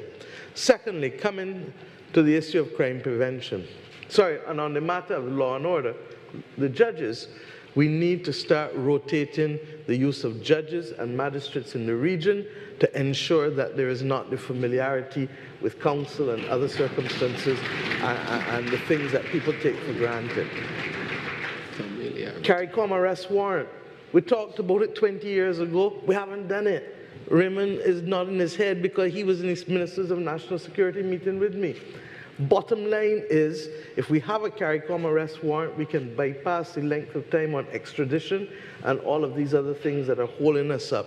And we do not have the level of deep cooperation that, as I said, we need, which the RIC was intended to bring about. With respect to Andrew's point about the guns and the US has no moral authority to speak on these issues. None. And you cannot separate violence from climate, from pandemic, from all of these things. They are development issues, and regrettably, in every instance, behavior that has come from outside of the region is crowding out our ability to spend money on development for our people. And that's why the Bridgetown Initiative, we're trying to force, you cannot finance development with 10 and 12-year money when citizens can get 25 and 30 years for a mortgage. It's nonsense. And we cannot put the systems in place to help us fight these things, from the education reform that Roosevelt called for, recognizing that our system is based on the 1940s Education Act of England, that does not see 100% of the population, but is only intended to educate the top 40% and the rest to be able to be herded in a particular direction. Can't work for us anymore. So I asked myself in the deconstruction, who is owning the struggle? Who else is owning this struggle? It can't be about governments, as Decon said. We need to be talking to the young people. We need to be talking to the artists. We need to be talking to the sportsmen. I used to manage a band, love music. But you cannot have Caribbean music denigrating women and promoting guns to the extent to which it is doing. And this has nothing to do with curtailing anybody's freedom of speech. It has to do with the mirror image, as Errol Barrow would say. What do you look into the mirror and see? And at the end of the day, if we're looking into the mirror and only seeing women as an object, then that is how people are going to treat them in our societies. We have just agreed that we will introduce parental coaching and life coaches for communities, not because we want to, but we realize that if children are raising children, they need support and guidance, and that there has to be a gold standard still.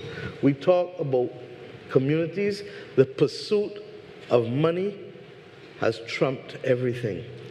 There was a time when business people would belong to cricket clubs, and they would go and mentor young men who would be there who might not have a father figure.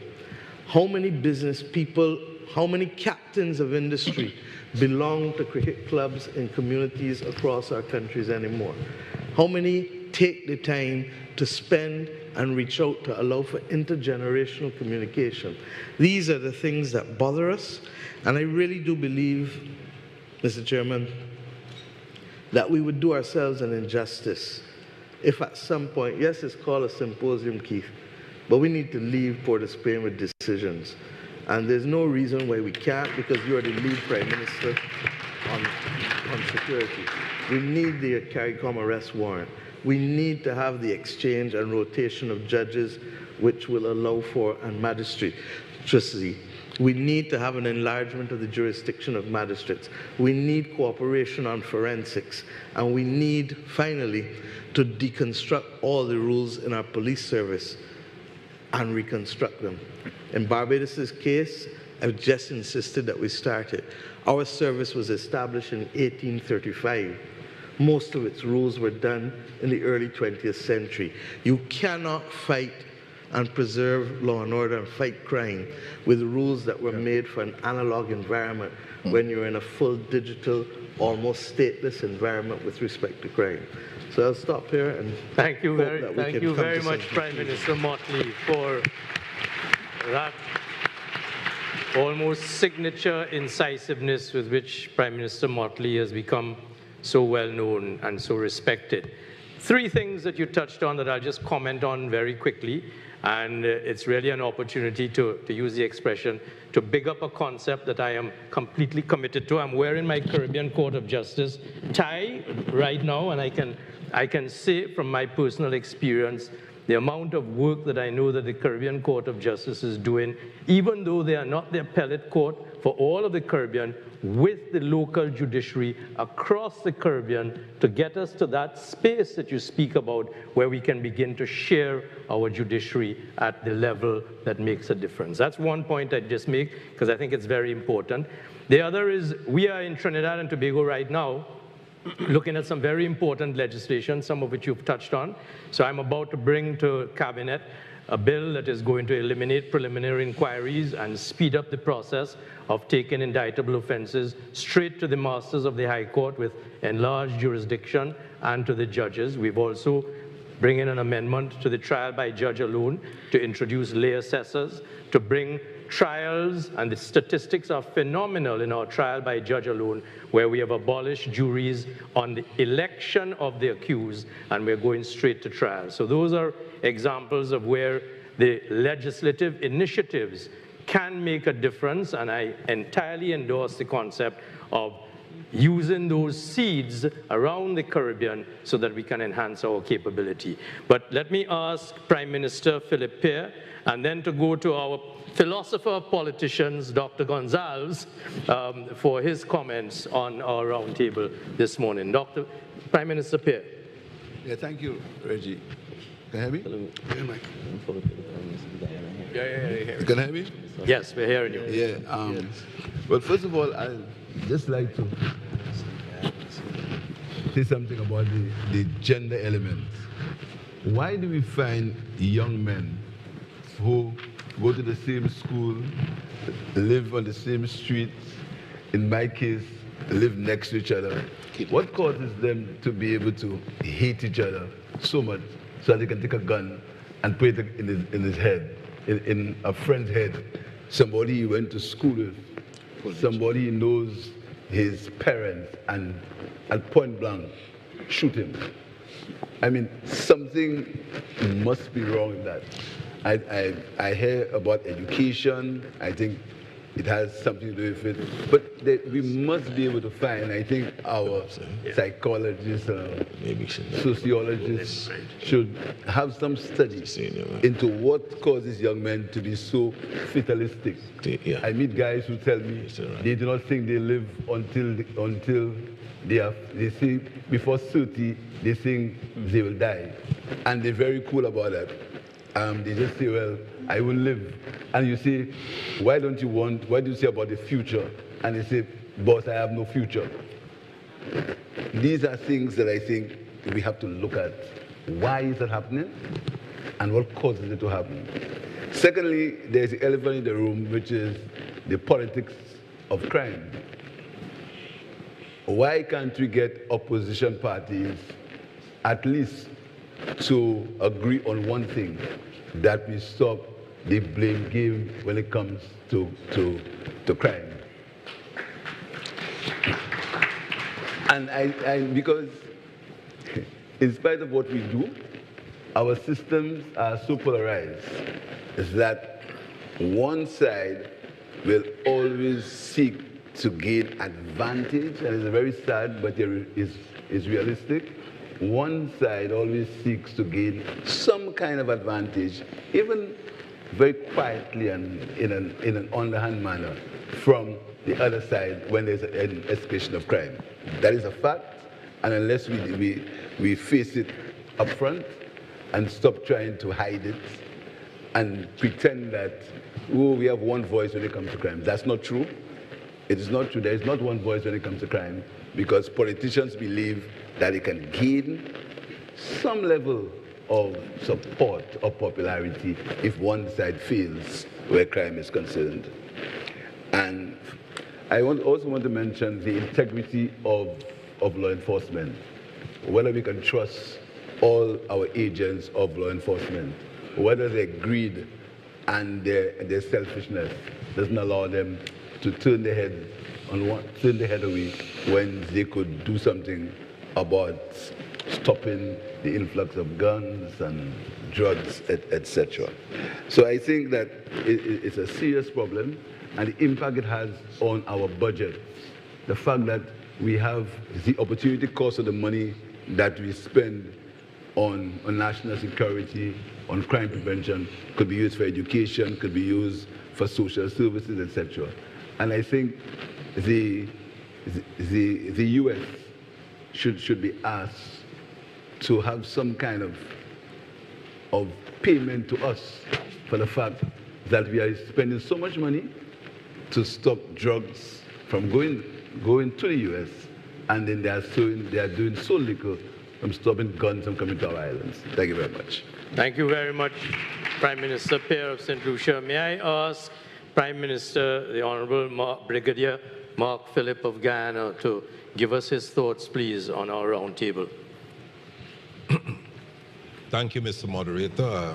I notice you're breaking protocol by leaving our philosopher for last. And as Prime Minister, I represent Guyana and our President, who should have been here, but unfortunately is not able to be here with us today. So I'm speaking not as a head of government, but as the first Vice President and Prime Minister of Guyana. And I run the risk of repeating what was mentioned before, but I still want to take the opportunity to compliment our host, the Honorable Dr. Keith Rowley, Prime Minister of Trinidad, for having us here today to discuss an issue that is more than critical to our collective survival as a region and as individual state. And as I said, I don't want to repeat what was mentioned before. In my opinion, we need to have a holistic approach that was mentioned before, but we need to focus on the young male in our society. And I'm saying this for many reasons. I served 36 years in the military. And you know the military is about young people and recruiting young people. If our militaries, police force, armed forces, defense forces, can take youths from our society and convert them into functional, contributing individuals to our societies in the name of defense and security.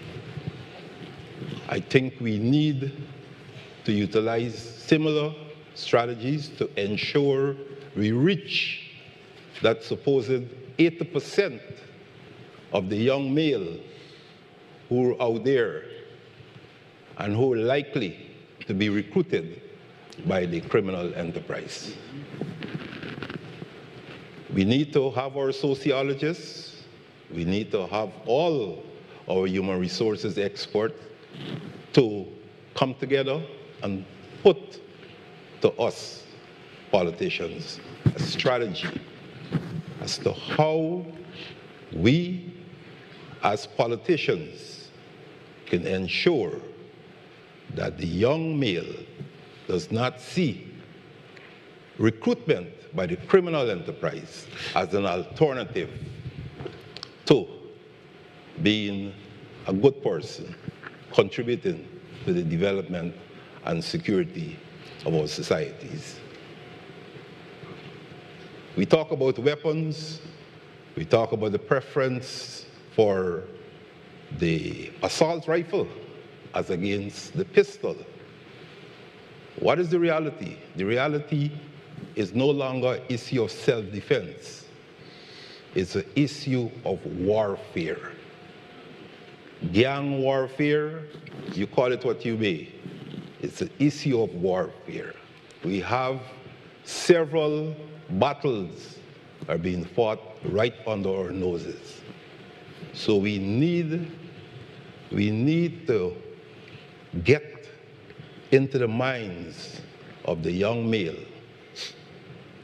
Our young male must not see themselves as a failure in our society if they don't make 5 CXC subjects with maths and English. In many societies, if you don't make 5 CXC subjects with maths and English, then we say, go to the military, go learn a trade. We need to change that mindset.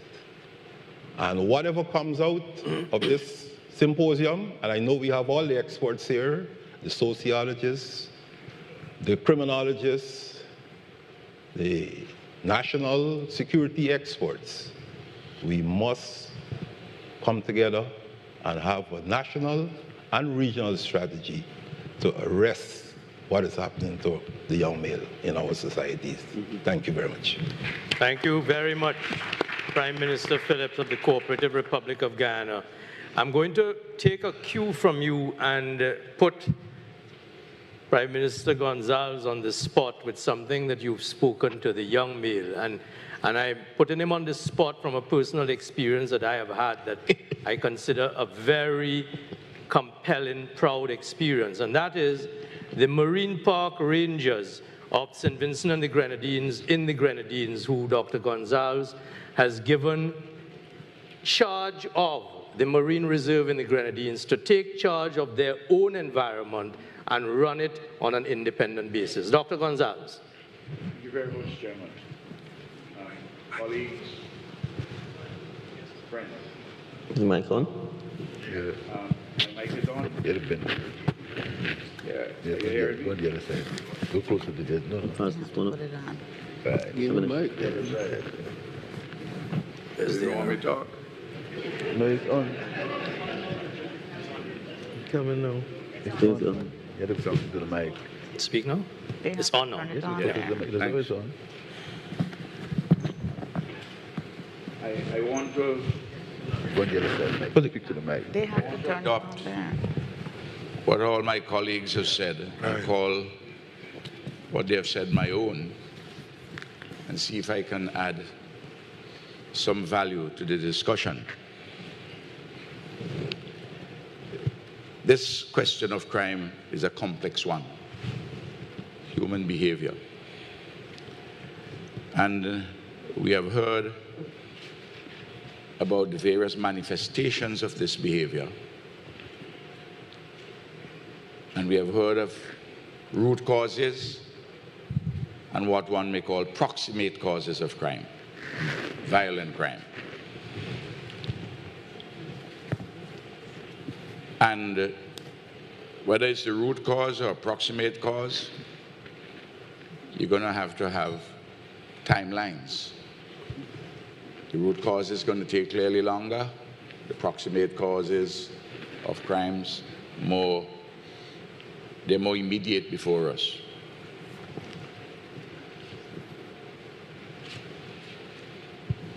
There are, in my view, no one set of causes of crime. There are causes of crimes. Different crimes have different causes, even though there may be a particular milieu, a particular source from which the violent criminal mind springs.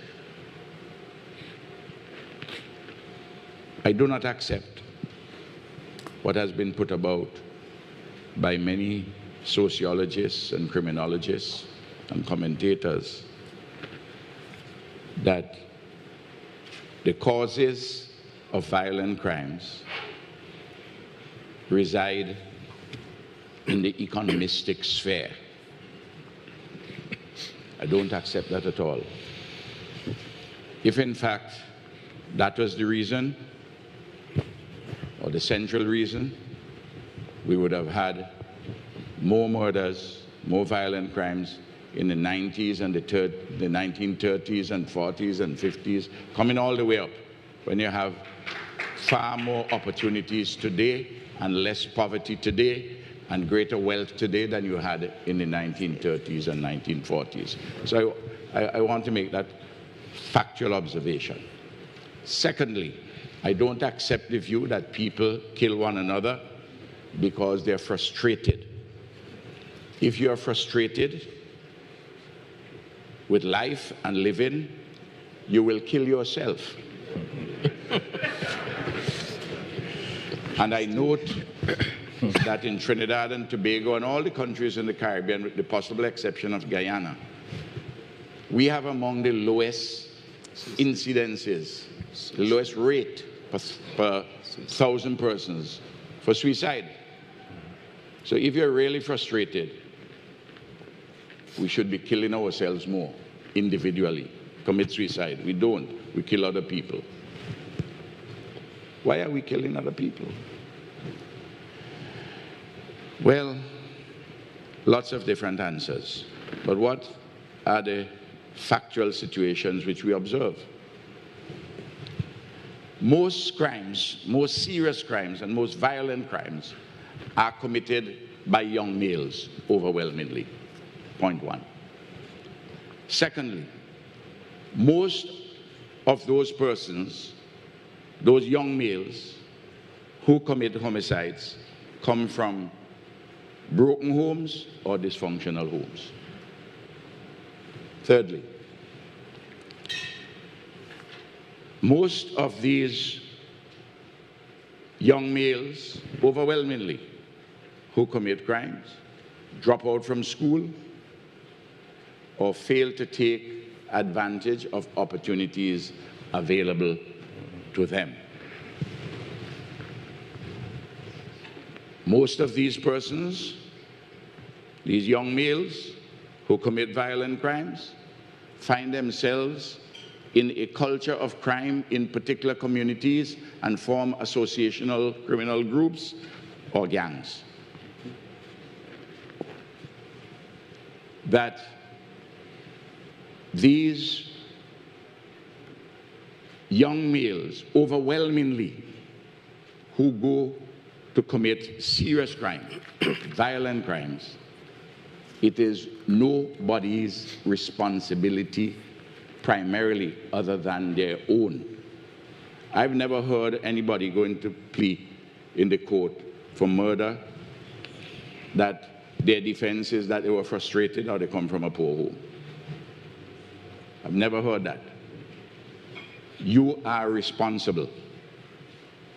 And we tend nowadays, when somebody kills another one, is the society, is the community they come from. The fact of the matter is that they are a small minority from the disadvantaged communities from which they come. Most of them overwhelmingly have chosen the life of crime. Let us not get away from that. They have chosen to be murderers. They have chosen to kill. And they do so,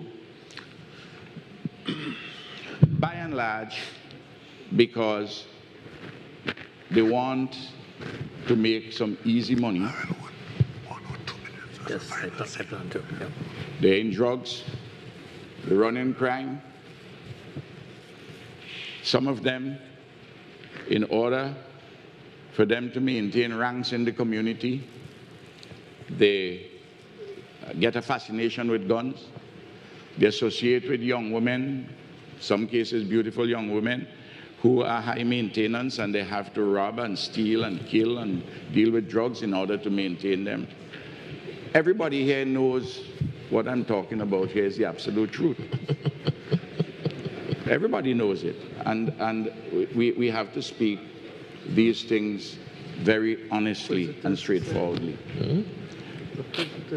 And these young males who commit these violent crimes, they're cowards, they're greedy, and they have an insatiable, they're in a condition, a permanent condition of dissatisfaction, which is insatiable. I'm not saying they can't be corrected. I'm not saying there can be no correction.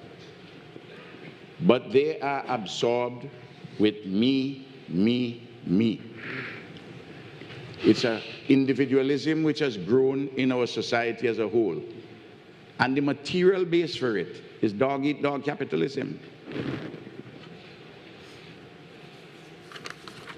They see lots of people get away with all sorts of things, and they decide that they're going to try and get away with it too. No. On the other hand, the overwhelming majority of young males are taking advantage of the opportunities available.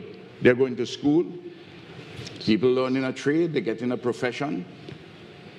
You look at the courts, Those who are in the Boy Scouts, the Cadet Corps, play steel band, play football, play cricket, get involved in community activities, go to church, all of these various things. You hardly see any of them in front of the magistrate or the judge. These are the facts which are before us.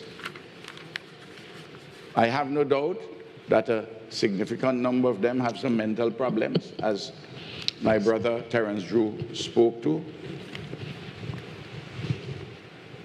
But they have opportunities.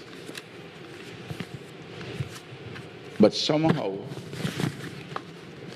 in the families, in these dysfunctional families, broken families, the father is not around, the mother is hustling, trying to make a living. And when the boy is 14 years old and she can no longer control him, she says, Rowley's problem or Ralph's problem? Well, it's not our problem, it's all of us' problem. And therefore, the family, which came before the state, the schools that Roosevelt talked about, the churches, if they stop trying to frighten us to go to heaven because of hell. Because every time I go to church, they want me to go to heaven by frightening me not to go to hell. They have to begin to preach better in order to get my attention. And if they can't get my attention in that way, they have to, how are they going to get young people's attention? Then there's the community groups and all these things, all these various interventions, because the bulk of young males are making us very proud. Let us never forget that. But the media, no. As soon as there's one murder, it is front page and they talk about it.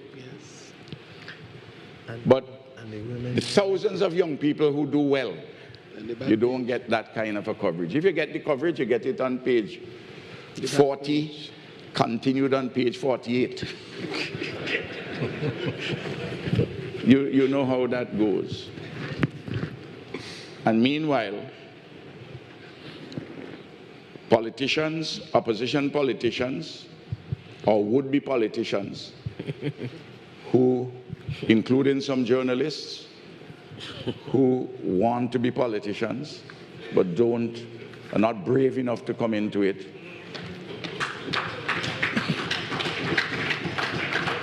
they spit to the wind, and they begin to talk all kinds of general thing, and is Rowley fault, is Philip fault, is Ralph fault, and all that sort of thing, and give us a chance, and we will do better. They have no plan, nothing at all. You know that, and I know that, and the public knows that, and we have to call out that kind of a foolishness when we hear it, because we need to have a mature conversation, which is what this is about. A mature conversation based on facts. And then there are things, the plan of action has to involve a lot of things which Mia talk about regionally. I heard the police commissioners, I heard Andrew speak to them. But we have to address, in relation to proximate causes or issues where we can address criminal conduct, we have to deal with it in our legal system. And I'm a Roman Catholic. The Catholic Church preaches that we shouldn't have the death penalty. And my mother was a Catholic, Legion of Mary. She taught me that we mustn't have the death penalty.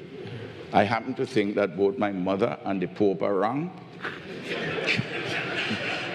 For crimes, for murder, other than a crime of passion, you should get the death penalty. I know the Europeans don't like that. They had it for a long time, and they may want not to give aid if you bring it back, and so on and so forth. But I am satisfied, being as a legal practitioner for many years, that most of the people who do killing, they are cowards. Never mind this macho thing which you see they may present. They're absolute cowards. And if we have that as a particular option in the punishment schedule, and for the courts not to make it very well nigh impossible to carry out the death penalty. What I'm talking here, people in the taverns across Trinidad and Tobago and Barbados and so on are talking these things, you know. And too many of our judges and our magistrates are too soft. Sometimes you get the impression that some magistrates, depending on who is the lawyer, their people seem to get a better treatment, their clients. Everybody talks about this, you know, but they talk about it behind closed doors. You don't hear it from a prime minister. Well, let us begin to talk about these things too. All of these matters touch and concern how we are going to address this question. We have put a lot of resources, this Caribbean, into the police, into crime fighting, in the judiciary, in the prosecution service, and more money ought to be put. We have to do several of the things regionally, and we have to update our laws. Of course, making sure that when we update our laws are reasonably required for the protection and the promotion of in defense of public order and public safety, and are reasonably these laws are reasonably justifiable in a democratic society. So I'm not calling for any totalitarian measure. I'm not calling for that. But there is, in aspects of our judiciary, a creeping lack of awareness as to some of the problems which we face. How can you go and give up somebody who is charged for murder bail? Let's be serious. How can you do that? I saw in the numbers from the Bahamas. Where those judges live? On Mars? And we need, so it's a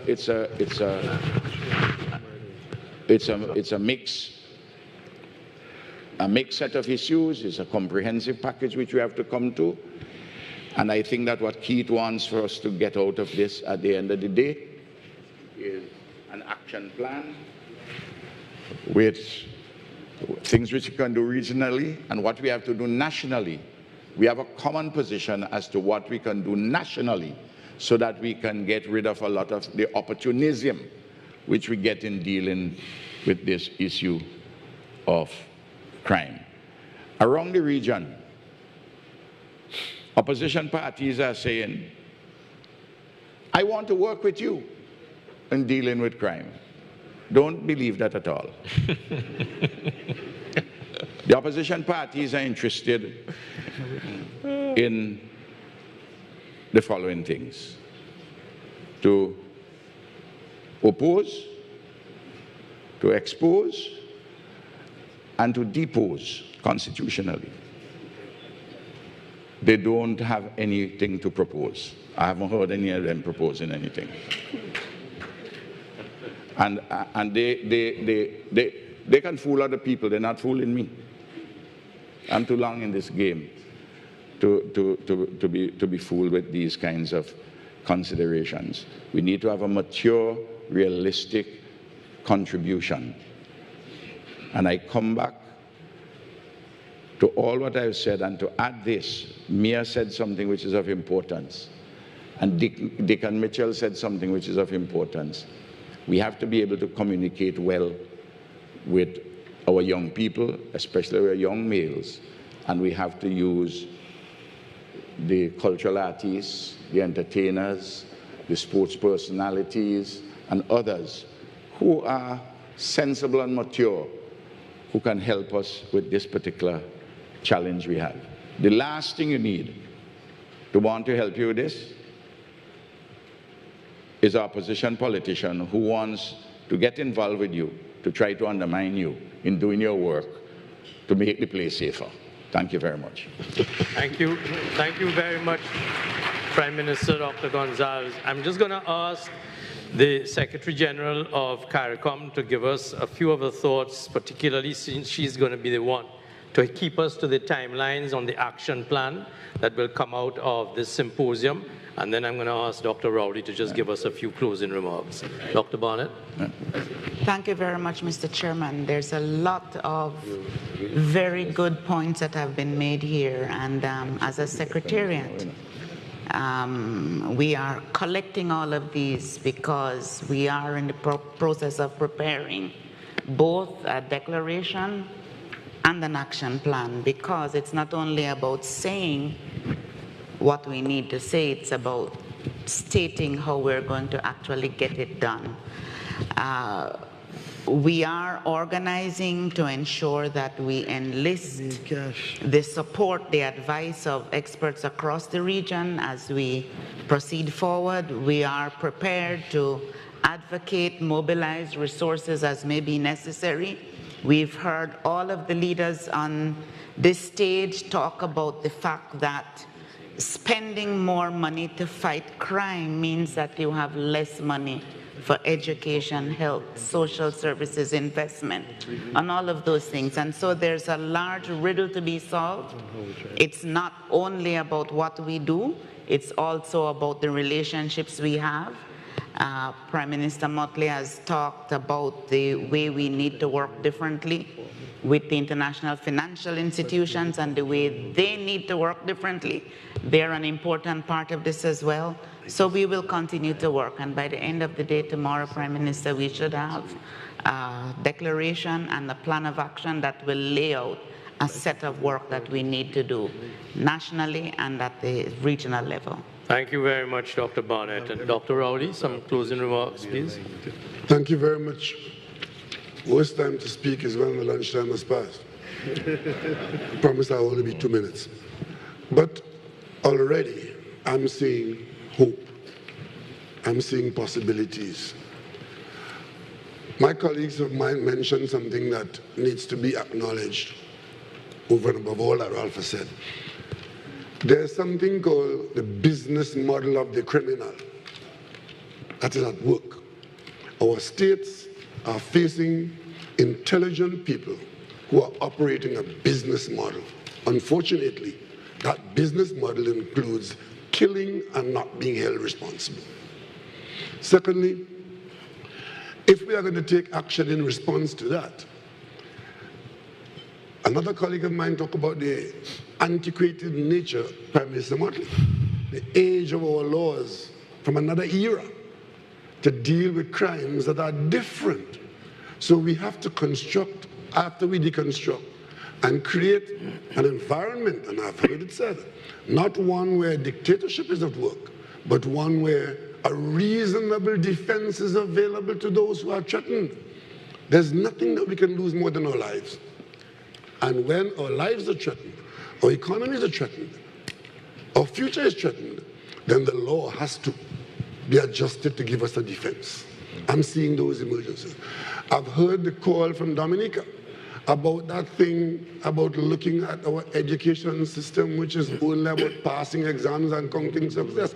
What do you need 15 O-levels for if you don't have any social skills? These are things we have to face. And of course, we are talking about areas which can be identified where this kind of antisocial behavior is now a threat to the whole country. And Jamaica has said to us, it's possible to use the tool of a state of emergency which reduces your rights only for a while to face down the criminals that are at work in your district. These are possibilities that are being raised with us. And finally, I want to say, if we're ever going to talk about the use of the union in CARICOM that I mentioned this morning, it makes no sense if every Attorney General's office and a parliamentary group is there fighting to craft a law that is different in St. Lucia, that is different in Dominica, is different in St. Kitts to fight the problem that we all say is the same problem. We need the CARICOM Secretariat working with governments and the Attorneys General actively going forward to create templates of useful laws that can be adopted in all our territories, saving time and money. So I just touch on those things to indicate that a narrative is emerging today, that if it continues until tomorrow, an action plan is possible. Thank you, and we go to lunch first. Thank you very much, Dr. Rowley. Thank you very much, Prime Ministers all, Secretary General, and we will take the break now and proceed to lunch. Thank you. Thank you. Would you all hold your seats for a minute to allow our heads...